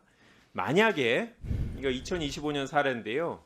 이 사례를 보신 것 같이 기혼이거나 아니면 실제 거주지가 다른 만 30세 이상의 자녀를 주민등록상으로만 같은 곳에 두고 부양가족으로 신고해서 청약 가점 얻었다면 이거는 명백한 청약질서, 공급질서 교란행위인데요. 처벌 대상이죠. 근데 지금 보여드린 사례가 지금 후보자의 사례와 유사한 게 아닌가라는 의구심이 드는 겁니다. 후보자 사례를 한번 보겠는데요. 후보자 장남은 2023년 8월부터 세종에서 근무하고 후보자 명의로 전세 계약도 체결했는데요. 그 시점부터 후보자와 떨어져 살았던 건 맞는 거죠? 전입 신고만 안 했을 뿐이지. 떨어져 살았다고 말하긴 그렇고요. 실은 이제 왔다 갔다 했습니다. 그러면 근무는 어디서 했습니까? 세종에서 했는데 며칠 근무했습니까? 주중에? 그게 이제 국책연구기관의 사정이 좀 있습니다. 그러면 출근 안 하고 재택근무합니까? 그렇지는 않지만 주중에는 세종에서 근무하고 서울에 주말에는 일이 후보자랑 같이 근무한 겁니까? 아니요, 주중에도 서울에 일이 많습니다. 아니 많은데 네, 그러면 주 거주지가 어디입니까? 주 거주지는 딱 정하기는 어렵죠. 아유 여기도- 세종이죠. 주민등록을 안 한 건 별개로 실제로 주중엔 세종에 있고 주말엔 뭐 후보자랑 있었을 수도 있죠. 주말에도 어디 있었는지 모르겠습니다만. 근데 전세 계약 체결할 때 아까 이소영 의원님도 지적하셨는데 보통 전입 신고하고 확정일자 받으면 됩니다. 물론 전세권 설정하는 방법도 있는데 그 비중은 서울의 경우 작년 1월에서 3월까지 3.2%밖에 없습니다. 제가 통계 확인해 봤습니다. 그거는 전입 신고를 할 수 없는 아주 예외적인 경우에만 활용하는 거죠. 후보자님은 이 세종 아파트에 대해서 전세권 설정하셨죠. 그렇죠? 전입 신고 안 하셨죠? 네, 아까 말씀드린 네, 대로 그렇죠. 다음 총선 때문에 그러니까 그럴 수가 없었습니다. 아니 후보자가 들어가진 않지만 아들이 가면 되는 거죠. 아들이 실제 거주한 게 아들이니까 아들이 전입 신고하면 되는 거잖아요. 명의가 제 명입니다. 아니 어머니 명의라도 아들이 못 사는 게 안 되나요? 법적으로 아무 문제가 없습니다. 그런 문제 없고 아들이 전입 신고를 안 한 거는 그거는 아까 얘기하시기로는 뭐 서울의 다른 직장을 구할 가능성도 있어서 안 했다고 설명하셨잖아요. 가능성이 있는 게 아니라 실제로 구했습니다. 아니 그러면 네. 세종에 전입 신고했다가 서울에 직업을 구하면 다시 서울로 전입 신고하면 되는 거죠. 전입 신고하는데 숫자 제한이 있는 건 아닙니다. 그러니까 처음부터 전세 계약 체결할 때 아들이 전입 신고를 할 생각이 없었던 거죠. 그러니까 계약서를 보면 특약 사항에 전세권 설정 의무가 있습니다. 임대인이 동의한다고. 결혼 얘기를 해보겠는데요. 2023년 12월 16일 날 결혼을 하고 그 다음에 1월 19일 날 신혼집 입주 일자입니다. 계약서상. 근데 이제 아까 설명하기 위해 결혼 직후에 이제 불화가 생겨서 신혼집에 들어가지 않았다고 했는데 근데 이상합니다. 왜? 결혼식 이후의 문제가 아니라 이번에도 똑같이 결혼 전에 이미 신혼집 전세 계약을 체결할 때 이례적인 특약사항으로 임대인의 전세권 설정 의무가 들어갑니다. 세종하고 똑같습니다. 그러니까 결혼식 직후가 아니라 결혼하기 전에 부부가 신혼집을 알아볼 때부터 전입신고를 할 생각이 없었던 겁니다. 그러니까 서울 시내에서 단 3.2%밖에 안 하는 전세권 설정 등기를 한 거죠. 비용이 어떠냐고요? 전입신고하고 확정일자 받는데 후보자님 얼마 비용 드는지 아십니까? 600원 들어요. 그러니까 다 그렇게 하죠. 그러면 지금 용산 신혼집 전세권 설정하면 얼마 드는 줄 아십니까? 대략 200만 원 들어요. 말소할 땐요. 말소도 임차인이 부담합니다. 그러면 400만 원 드는 거거든요. 그러니까 전입신고하면 되는 건데 아들이 전입신고하면 되죠. 불화가 있어도 아들이 전입신고하면 되잖아요. 처음부터 전입신고할 생각이 없었기 때문에 전세권 계약을 체결한 거 아니냐. 400만 원을 부담하고 그런 의혹이 드는 거고요. 또 아까 며느리의 전출입 관련해서 얘기했잖아요. 같이 사는 게 불편할 수도 있어요. 후보자 가족이 들어가면 며느리가 다른 집으로 갈 수도 있죠. 그런데 왜 이 부동산 주민등록 전출입 내역을 보면 그냥 나가면 되지 왜 며느리가 전출하고 다른 곳으로 주소 옮겼다가 후보자 가족이 떠나고 나니까 다시 전입을 합니까? 그냥 가방 싸고 갔다가 돌아오면 되는데. 그때는 그럴 계획이 아니었습니다. 그때는 아니 네. 그냥 잠깐 비워주면 될 때 왜 굳이 전출까지 하냐는 거죠. 아니 그러니까 잠깐 비워줄 계획이 아니라 관계가 어려워져서 이제 끝나는 걸로 저희는 알았습니다. 그거는 네. 나중에 봤을 때 후보자 가족과 전혀 관계가 없는 이 여성분이 들어있으면 관공서에서 이게 무슨 관계냐라고 물어봤을 때 사실은 배우자 아니냐라는 게 드러날 가능성이 있기 때문에 한 주민등록에 며느리 이름을 넣기 싫어서 미리 6일 전에 뺐다가 후보자가 빼니까 바로 그 다음날 들어온 거죠. 청약 신청서 양식 볼게요. 여기 보면 아들이 한 게 아니라 후보자 배우자가 하신 건데 가족 기재하게 돼 있죠. 여기에 부영가족 몇 명으로 기재하셨습니까? 남편한테 들었습니다. 4명으로 했다고 들었습니다. 그러니까 네. 결혼한 아들도 포함시킨 거죠. 당신은 결혼이 아니었습니다. 결혼식한 아들을 포함시킨 거죠. 예, 그런데 결혼은 직업을 따로 구하고 세종에서 따로 집까지 갖고 있는 그 아들을 부양가족으로 기재한 거는 아들이 아닙니다. 후보자의 배우자입니다. 후보자 몰랐습니까? 청약을 그렇게 많이 했는데 그렇게 많이 청약 하지 가점이 않았습니다. 그렇게 중요하다는 거 모르셨습니까? 아니 의원님 그때는 84점 중에 76점 받으셨는데 만약에 아들이 한 명 없었다 당첨될 수 있었습니까? 의원님 그때는 일이 이렇게 될 줄 누가 알겠습니까? 그렇죠. 이렇게 청문회 하실 줄 몰랐겠죠. 아니 그게 아니고요. 하지만 아니요 그게 아니고 청약 가점이라는 아니 거 후보자가 제대로 사과를 하고 다시는 이러지 않았겠다.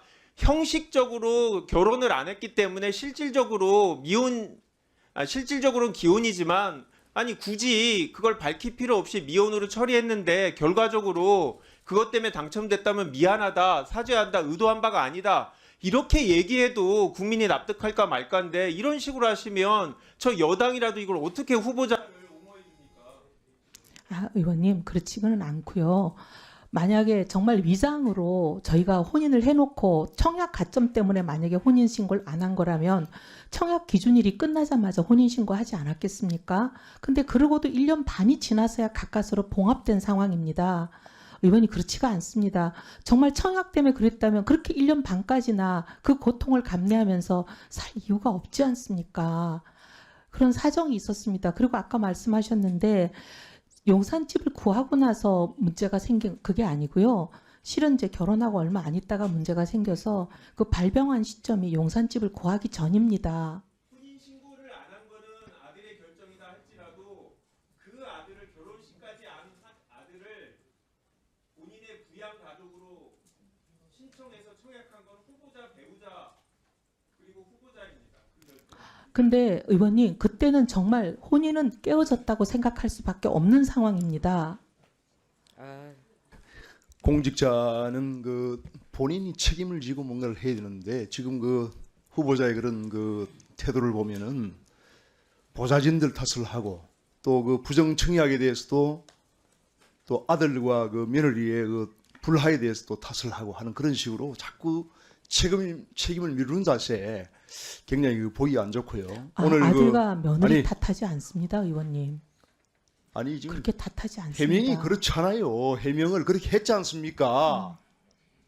해명을 아니 그게 아들과 며느리가 결혼식을 한 뒤에 파경에 이를 정도로 관계가 악화되어서 그 주소지를 그쪽으로 옮길 수 없었다. 실거주를 같이 할 수밖에 없었다고 했지 않습니까? 그는 결국은 아들 며느리가 다 그 책임을 떠넘기는 그런 행위죠. 그게 그 사람들의 어떤 개인적인 개인사가 전 국민한테 지금 그 밝혀지는 그런 상황인데 그 아들 며느리가 얼마나 큰 상처를 받겠습니까?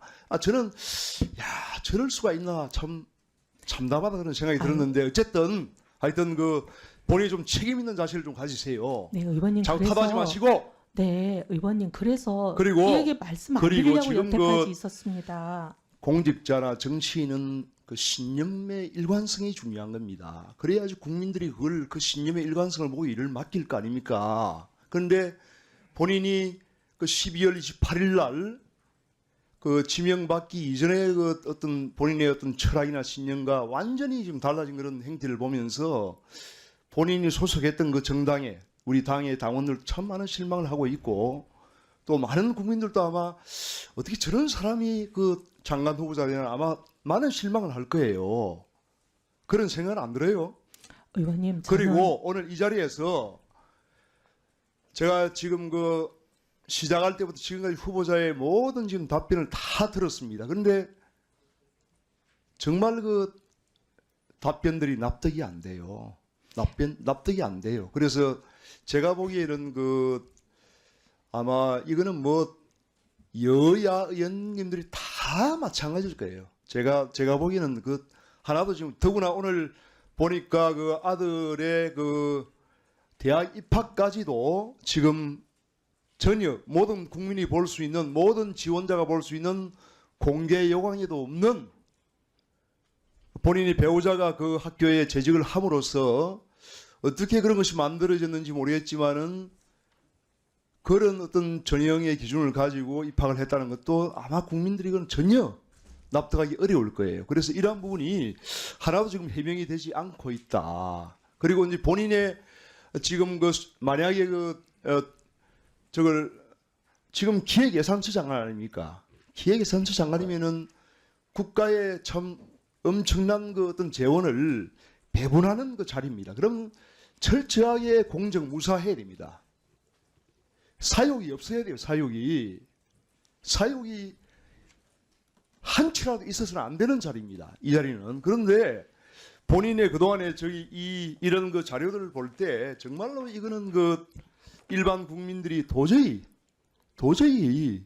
납득할 수 없는 그런 어떤 재산 형성 과정과 이런 과정을 보면 예를 들면 그 영종도 그 땅 투기, 저는 투기라고 봅니다. 그거는 투기를 했을 때 그 당시에 본인이 그 내부자였어요. 내부자. KDI 연구위원회였죠. 그 당시에. KDI가 국가 개발에 맞습니까? 아닙니까? 그렇지만 KDI는 국가 어쨌든 개발 그 당시에 참여하지도 영종도 않고 인근에 수립하지 않습니다. 그런 부분에서 에타 진행을 하고 있었잖아요. 본인이. 근데 그 예타는 이 영종도 개발과는 전혀 상관없는 다른 노선입니다. 여하튼 그 그리고 그 내부자의 예타는 BC가 본인이 0.8로 제가 냈습니다. 가만히 있어 보세요. 제가 그걸 질의하고 있지 않습니까? 의원님 그래서 저도 답변 좀 하게 해주십시오. 영종도 그 땅 투기도 그렇고 지금 투기 아닙니다. 원펜타스 그 분양을 받은 것도 이거는 뭐 제가 보기에는 상식적으로 납득이 안 돼요. 도저히 안 돼요. 그래서 그걸 정말 뜻하다면은 장남의 그 본인과 같이 가족들이 같이 실거주했다는 그 자료를 분명히 오늘 오전에도 요구를 했지 않습니까? 그동안에 숱하게 요구를 했고 장남이 실거주했다는 그 교통카드 사용 내역, 아파트 출입 내역, 건강보험 이용 내역 이런 부분 명백하게 제출해야 됩니다. 제출 못하겠다고 지금 제출 불가하다고 지금 통지가 왔습니다. 의원님 위원장님 이런 상태에서 못합니다. 이게 어떻게 이걸 합니까? 그래서 이거는 그러한 그 후보자의 태도나 이런 걸 미루어 볼 때 후보자는 자격이 없어요. 그리고 지금 시간이 없으니까 또 하나 물어봅시다. 그 재산을 형성하는 과정도 너무나 이거는 국민 상식에 맞지 않고 지금 세 아들이 정려받은 재산들이 수십억 원이에요. 그런데 그런 과정도 KSM 주식 정려 그다음에 지금 10년대 중반부터 세 아들 명의로 지금 그 대부업체 그 회사채 후보자의 배우자로부터 4억 5천만 원 정려받아가지고 매입을 했죠. 3억 원치. 매입했죠. 매입했죠. 근데 매입했죠. 네. 근데 의원님 아무 들어보세요. 잘못된 게 없습니다. 질문 들어보세요. 네. 근데 이미 2017년부터 이자 한 푼 안 나오는 그런 망한 회사가 됐지 않습니까? 네. 그 본인이 말씀하셨잖아요. 6개월 정도만 이자 그것도 한 9% 받고 그런데 원금이 그거를 전액 손실되고 이자도 못 받았습니다. 2018년도에 본인의 배우자가 후보자의 배우자가 그걸 회사채를 매입을 했어요. 3억 원치를. 네, 맞습니다. 왜냐하면 조금만 자금 그 경색 전에 그 세 아들은 회사채를 액면가 그대로 3억 원을 받고 다 팔았습니다. 그럼 이거는 결국은 편법 정려죠. 편법 아닙니다, 정려. 의원님. 왜냐하면 정려서 냈습니까?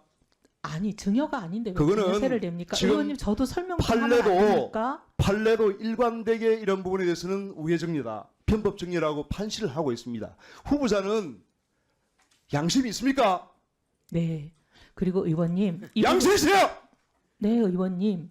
이 부분에 대해서는 양심 있습니까? 네. 양심 있으면 사퇴하세요. 의원님 설명을 좀 설명을 좀 하게 해 주십시오. 아니, 위원장님 설명 좀 하게 해 주십시오. 회사가 자금 경색을 겪고 있어서 조금만 더 투자를 해주면 자기들이 이걸 원금을 1분 주세요. 2017년도에 이미 그 회사는 망했습니다. 망한 회사예요. 그걸 왜 2018년도에 후보자의 배우자가 왜 그걸 또 3억 원치를 회사채를 매입을 하나 이거면 그런 그 본인 세 아들의 그것을 편법적으로 그 손실을 보전하기 위해서 한 거죠. 그렇지 않습니까? 제 설명을 좀 들어보시면 안 되겠습니까? 그 회사채가 문제가 생겨가지고 회사가 핀테크 사업에다가 투자를 했다가 그게 손실을 보면서 이자를 지급을 못했어요. 그래서 원금도 날아갈 것 같은 상황인데 그 회사 사장이 지금 자금 경색 때문에 그러니까 요 자금 경색이 풀릴 수 있게 조금만 더 투자를 해주면 바로 원금과 이자를 다 갚겠다고 상하하는 약속 증서를 써줬습니다. 그러니까 그걸 믿고 남은 원금을 회수할 수 있을 기대를 가지고 했는데 결국은 망했죠. 소공개됐습니다. 결국은 망했죠. 속았습니다. 결국은 네. 망했죠. 네. 근데 의원님 모든 만약에 거를 제가 보기에는 그 후보자님께서 장관을 맡아 제가 한 게 아니고 의원님 그건 제가 한 게 아니고 배우자가 한 겁니다. 그리고 사실 저는 이런 대부 계약이 있는 줄도 몰랐습니다. 그때는 제가 당대표를 할 시절로 우리 탄핵하고 조그만 정당 창당해서 나갔던 시절이라 이런 일이 있는 줄도 몰랐습니다. 근데 의원님 이거는 회사 투자 잘못한 거입니다. 아니 수고하셨습니다. 네. 배우자가 정치를 하는데 더더군다나 대학 교수를 하고 계시는 분이 대학 교수님이신가요? 배우자가? 네. 대학 교수를 하고 계시는 분이 그래도 배우자가 정치하는데 대부업체에 그렇게 한다는 게 참 씁쓸합니다. 저는. 대부업체가 개인 소비자 금융으로 고리대를 하는 게 아니고 중소기업에 대출을 해주는 대여 회사입니다. 그 부분에 대해서는 다른 위원님들께서 아마 또 질의하실 겁니다. 아, 그리고 위원장님 다음은- 혹시 예타에 대해서 지금 문제 제기를 하셨는데 30초만 말씀드리면 안 될까요? 예타는 제가 이해하기로는 그 아무래도 KDI 근무하셨으니까 예타를 주로 하시지 않습니까? 네. 그러다 보니까 그런 예타는 그걸 꼭 했다는 얘기는 아닌 것 같고 그렇게 하면서 그리고 그 말씀하시는 예타는 BC를 제가 0.8을 냈습니다. 제가 만약에 이걸 활용할 생각이 있으면 BC를 좋게 하지 않았겠습니까? 그러니까 그 부분에 대해서 네. 아마 그런 쪽에서 뭐 연관이 있지 않겠는가라는 뭐 의혹적인 것 같습니다. 네. 예. 위원장님 감사합니다.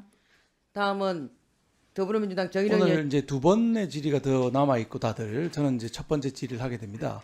오전 질의 이렇게 종일 들으면서 보니까 우리 국민들이 분노하시는 지점에 대해서 두 가지 아킬레스건을 건드리고 계신데 해소가 안 되고 있는 거죠. 우리 국민들이 제일 분노하는 게 뭡니까? 첫 번째 자녀 대입에 대해서 얼마나 관심이 많습니까? 근데 이 부분의 의혹이 지금 제대로 해소가 안 되고 있고 두 번째로 아파트입니다. 강남에 90억 원대 아파트 청약 이게 의혹이 많이 제기됐는데 아직도 클리어가 안 되고 있는 것입니다. 적극적으로 해소하려고 노력하셔야지 자료가 없습니다. 이러면 자백하는 거랑 마찬가지 꼴이 되는 겁니다. 잘 좀 자료 챙겨서 아까 약속하신 자료를 빨리 주셔야 남은 질의 시간에 우리가 질의를 할 수가 있습니다. 제출 네. 부탁드리고요. 네. 자, 동영상 하나 보고 가겠습니다. 네가 무슨 판단을 해? 네가 무슨 그게 머리라고 판단을 하니? 너 대한민국 말 못 알아들어? 그걸 못하니? 너 뭐 IQ 한 살이야? 몰라 그걸? 너 그렇게 똥오줌을 못 가려? 아 말 좀 해라! 내가 정말 널 죽였으면 좋겠다. 자, 보신 것처럼 들으신 것처럼 후보자님, 야! 이렇게 말하시면 안 되는 거 아닙니까? 이렇게 말하시면 안 되는 거죠. 사과하셨다고 하시는데 그 당사자는 사과를 못 받았다고 바로 대받아 쳤습니다. 아침에. 자, 그때 그 인턴이 몇 살쯤 됐는지 알고 계십니까? 그건 모르겠습니다. 그죠? 어렵다는 건 알고 있습니다. 그 후보자님 장남이랑 동년배 뻘이라고 합니다. 그 후보자님 장남한테 그렇게 하시지 않으시잖아요. 그래서 청년들한테 얼마나 마음 아프게 하겠습니까? 제가 이 듣고 느끼는 게 하면서 아들 생각이 안 났을까 하는 이런 생각이 좀 들었고요. 그 다음에 후보자님 청문회용 목소리와 이게 갑질하실 때 목소리가 달라요. 두 얼굴의 이해운입니까? 두 목소리의 이해운입니까? 자, 질의 들어가겠습니다. 강선우 후보자 아시죠? 강선우 후보자 탈락을 했는데 어떻게 생각하십니까? 안타깝게 생각하시나요? 어떻게 생각하세요? 국민들과 같은 생각입니다. 예, 탈탈 다 틀리고 김현지 실장 전화 받고 그다음에 사퇴를 하게 됐습니다. 근데 지금은 아시겠지만은 그 12월 29일 날 있었던 김병기 전 대표님의 그 녹취 파일 이거로 1억 뇌물, 3억 뇌물 이런 얘기가 나오면서 이제 최근에 TV에 계속 나오고 있지만은 사실은 공천 뇌물 때문에 사퇴한 게 아닙니다. 사퇴한 날짜는 7월 23일인데 이 슬라이드 좀 보여주세요. 7월 23일 날 사퇴를 했는데 있었던 일 대부분이 소위 갑질입니다. 갑질 의혹. 그래서 보좌진한테 자택에 쓰레기를 폐기하게 한다든지 자택에 가서 변기가 막혔으니까 수리하게 한다든지 이런 거 보좌진을 48번을 교체했는데 후보님도 이 갑질하고 비교해 보면은 후보님의 갑질도 강선우 의원 못지않고 오히려 더 심한 부분이 있다. 아까 우리가 들은 녹취처럼 강선우 의원은 저렇게 큰 목소리를 내고 야를 하고 이게 하질 않았습니다. 그러니 이 갑질만 가지고 사퇴한 게 강선우 후보자인데 후보자님은 갑질만 있는 게 아니에요. 뒤에 슬라이드 한번 보여주세요. 자, 이게 어제까지 단독 소위 특종이 난 게 119개나 됩니다. 강선우 후보자는 47개인데 대부분 갑질에 관한 부분이고요. 후보자님은 갑질 플러스 알파가 이렇게 많은 거예요. 그럼 강선우 후보자 억울하지 않겠습니까? 나는 갑질 훨씬 적게 했는데 사퇴하고 후보자님은 갑질 더 많이 하고 플러스 알파로 뭐 아킬레스건을 건드리는 100억대 아파트 뭐 아들 취업, 병역, 입학 줄줄이 다 있는데 이 정도 되면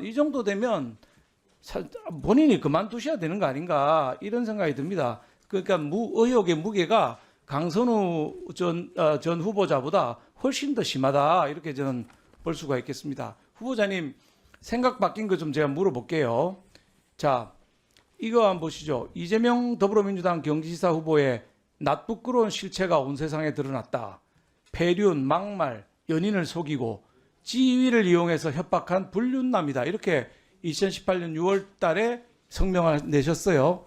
아니요, 지금 생각 어떻습니까? 의원님, 이거는 그때 당시 바른미래당 소속 여성 의원들이 전체 한 거고 저는 이 기자회견장에는 가지 발표를 않았어요. 하셨어요. 후보님이 발표하셨지. 아니요, 가지 않았습니다. 제 안 갔어요? 이름을 확인해 보겠습니다. 그것도 네, 위정 저는 아닌지 한번 가지 보겠습니다. 않았습니다. 다음 영상 한번 보시죠. 이것도 마찬가지인데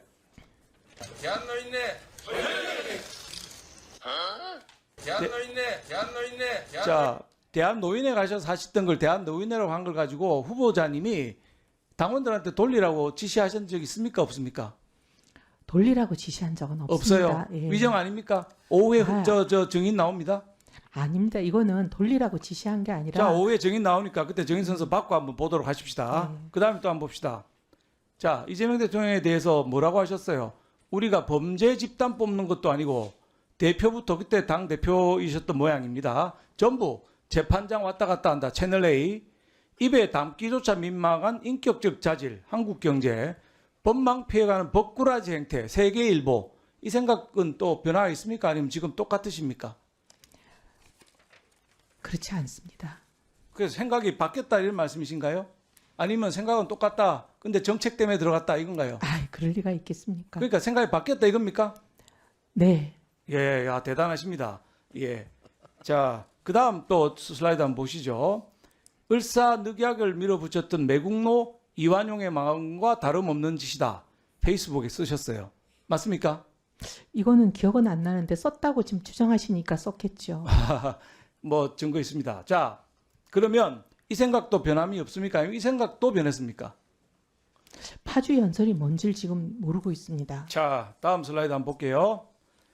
주가 3천 시대. 이거 지금 주가 5천 시대를 우리 가고 있지 않습니까? 후보자님 주가 5천 시대에 대해서 어떻게 생각하세요?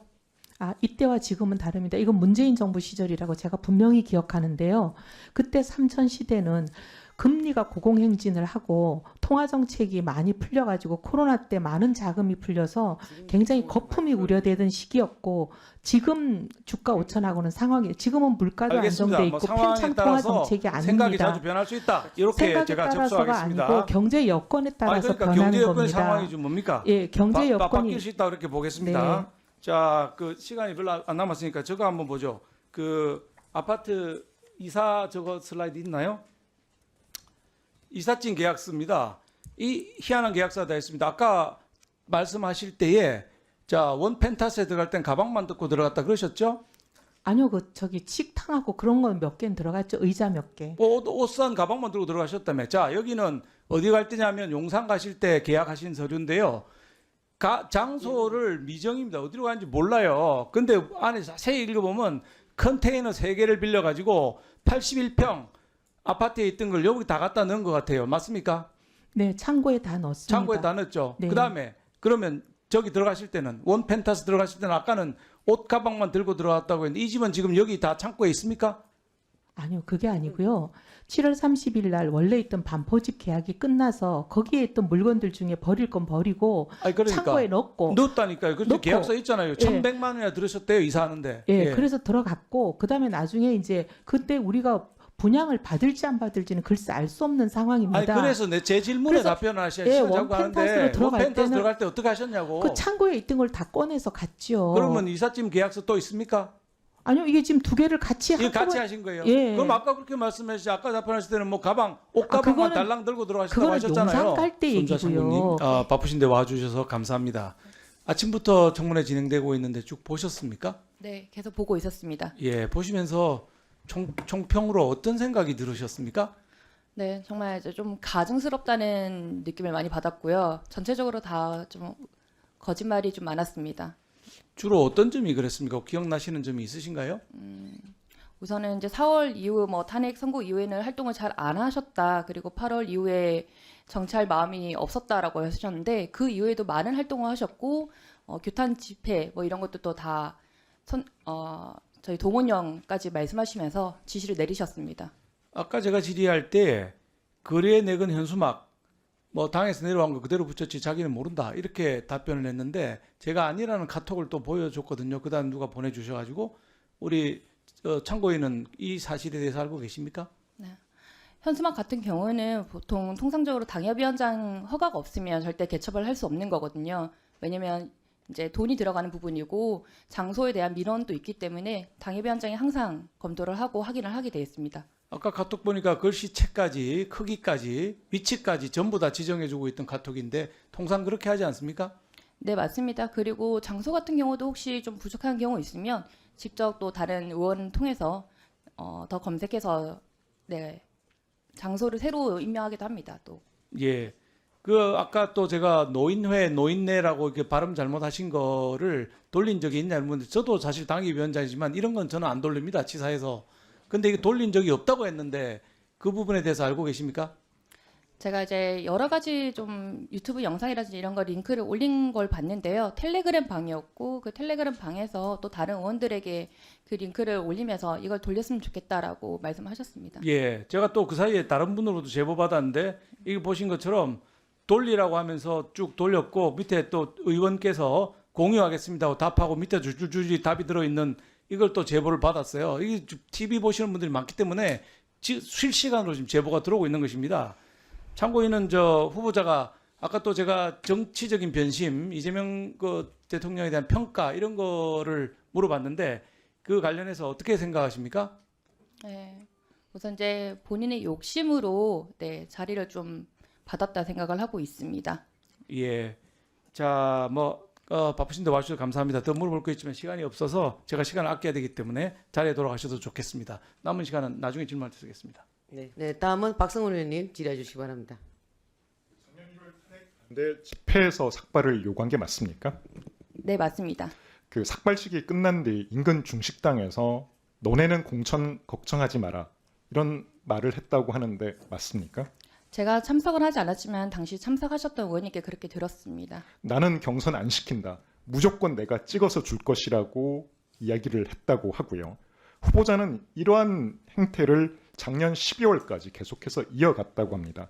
본인이 장관제의를 받은 것은 숨기고 당무를 이어가면서 이러한 갑질을 했는데 혹시 위원님 말씀해 주시기 바랍니다. 이 부분에 대해서. 네, 작년 11월 제가 참석했던 당협 운영위에서도 나는 경선 안 한다. 특히 기초랑 강력까지는 경선 안 하겠다라고 말씀하셨고 내가 공천권이 아예 없다는 식으로 그렇게 말씀하신 게 아니라 어느 정도 영향이 있다는 식으로 말씀을 또 하셨습니다. 이거는 삭발 갑질에다가 공천 가스라이팅입니다. 동의하십니까? 네, 동의합니다.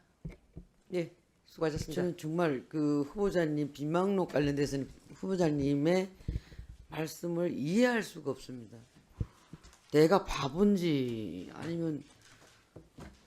아니 어떻게 이런 내용들을 보좌관이 쓴다라고 말씀을 할 수가 있습니까? 중요한 부분들을 이해할 수가 없고 어쨌든 이 부분에 대해서 진위 여부는 천하람 의원님하고 후보자 간에 계속적으로 이어질 것 같습니다. 제가 다시 한번 조부 훈장이나 영정 관련돼 가지고 연세대학교에서 자격 요건을 만들어줘서 입학한 부분에 대해서 말씀을 드릴 것 같으면은 저는 분명히 이연이라고 생각합니다. 영전 일대 원칙의 핵심이라는 게 있습니다.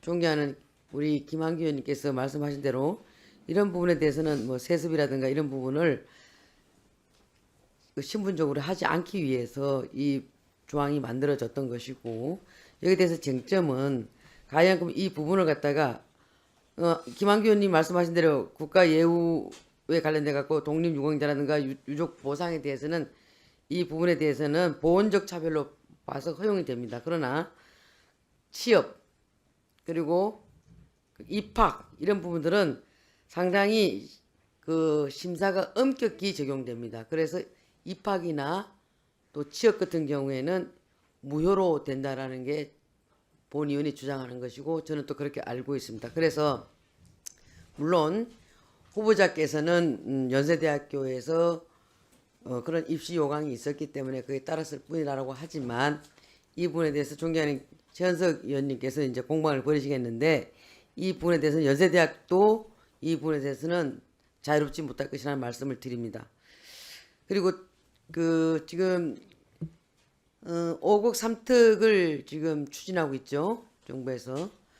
그래서 지방 분권에 대해서 저는 뭐 굉장히 바람직하다고 봅니다만은 그러려고 한다면 우리가 예산이라든가 이런 부분에 대해서도 좀 적절히 배분해야 되고 65대 35 얘기도 나왔습니다. 그죠? 그러면 지금 그 이해운 후보자께서 보시기에 지역 자율 개정하고 지역 지원 개정이 어떻게 이게 지금 뭐 입법화되거나 그런 건 아니에요. 이걸 어떻게 좀 개선해야 된다고 보시는 겁니까?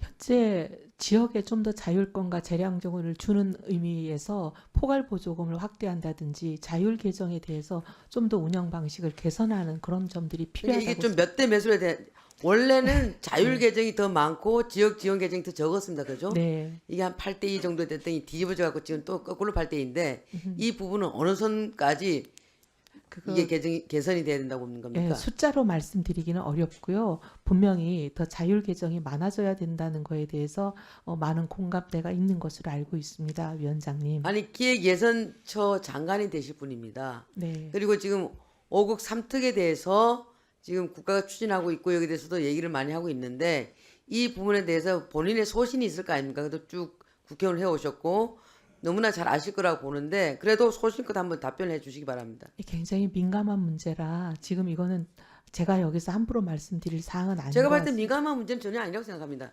그러니까 숫자를 몇 대 몇 이렇게 하긴 좀 어려운 것 같습니다. 소신이 없는 걸로 보겠습니다. 자, 정리 좀 하도록 하겠습니다. 마지막으로 저는 오늘 이해운 후보자 청문 과정을 이 위원장으로서 지켜보면서 역시 오늘 하루만 넘기고 보자는 단 하나의 목표로 임하고 있다는 생각을 지울 수 없습니다.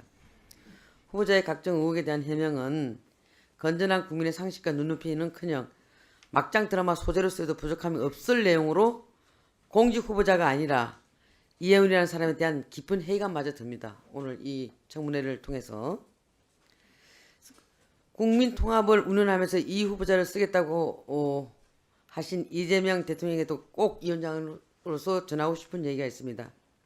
차라리 이해운 후보가 본인이 갖고 있던 소신과 그런 철학 가지고 저는 그럼에도 불구하고 이재명 대통령이 지명했기 때문에 이건 진정한 통합으로 받아들여서 나는 내가 갖고 있던 소신을 이재명 정부의 국무위원회 일원으로서 이 부분에 대해서 레드카드로 내가 쓰겠습니다라고 한다면 진정성이 있어 보이고 거기에 대해서 여당 의원님들의 질타는 조금 있을지언정 그래도 굉장히 아마 그에 대한 신뢰는 있었을 겁니다.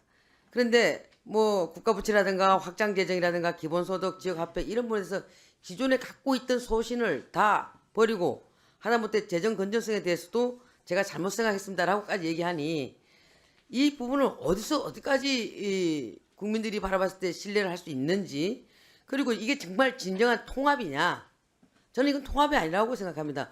모든 소신을 다 버리고 그냥 가겠다라고 하면 이거 사람 하나 가는 거지 이게 무슨 통합이겠습니까? 그래서 저는 그 이재명 그 대통령께 말씀드립니다. 이 인사는 잘못된 인사입니다.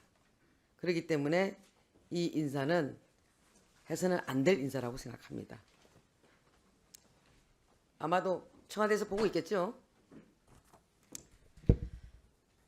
자, 이상으로 후보자에 대한 질의 및 답변을 마치겠습니다. 인사청문회를 종료하기에 앞서서 후보자께서는 발언대로 나오셔서 간략하게 마무리 발언해 주시기 바랍니다.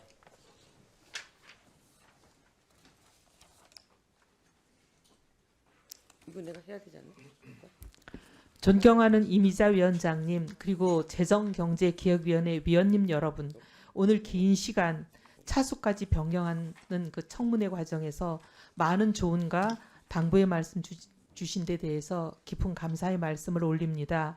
국민 눈높이에 비추어 그간의 제 언행과 판단이 부족했던 점에 대해서 송구하다는 말씀을 다시 한번 진심으로 드립니다.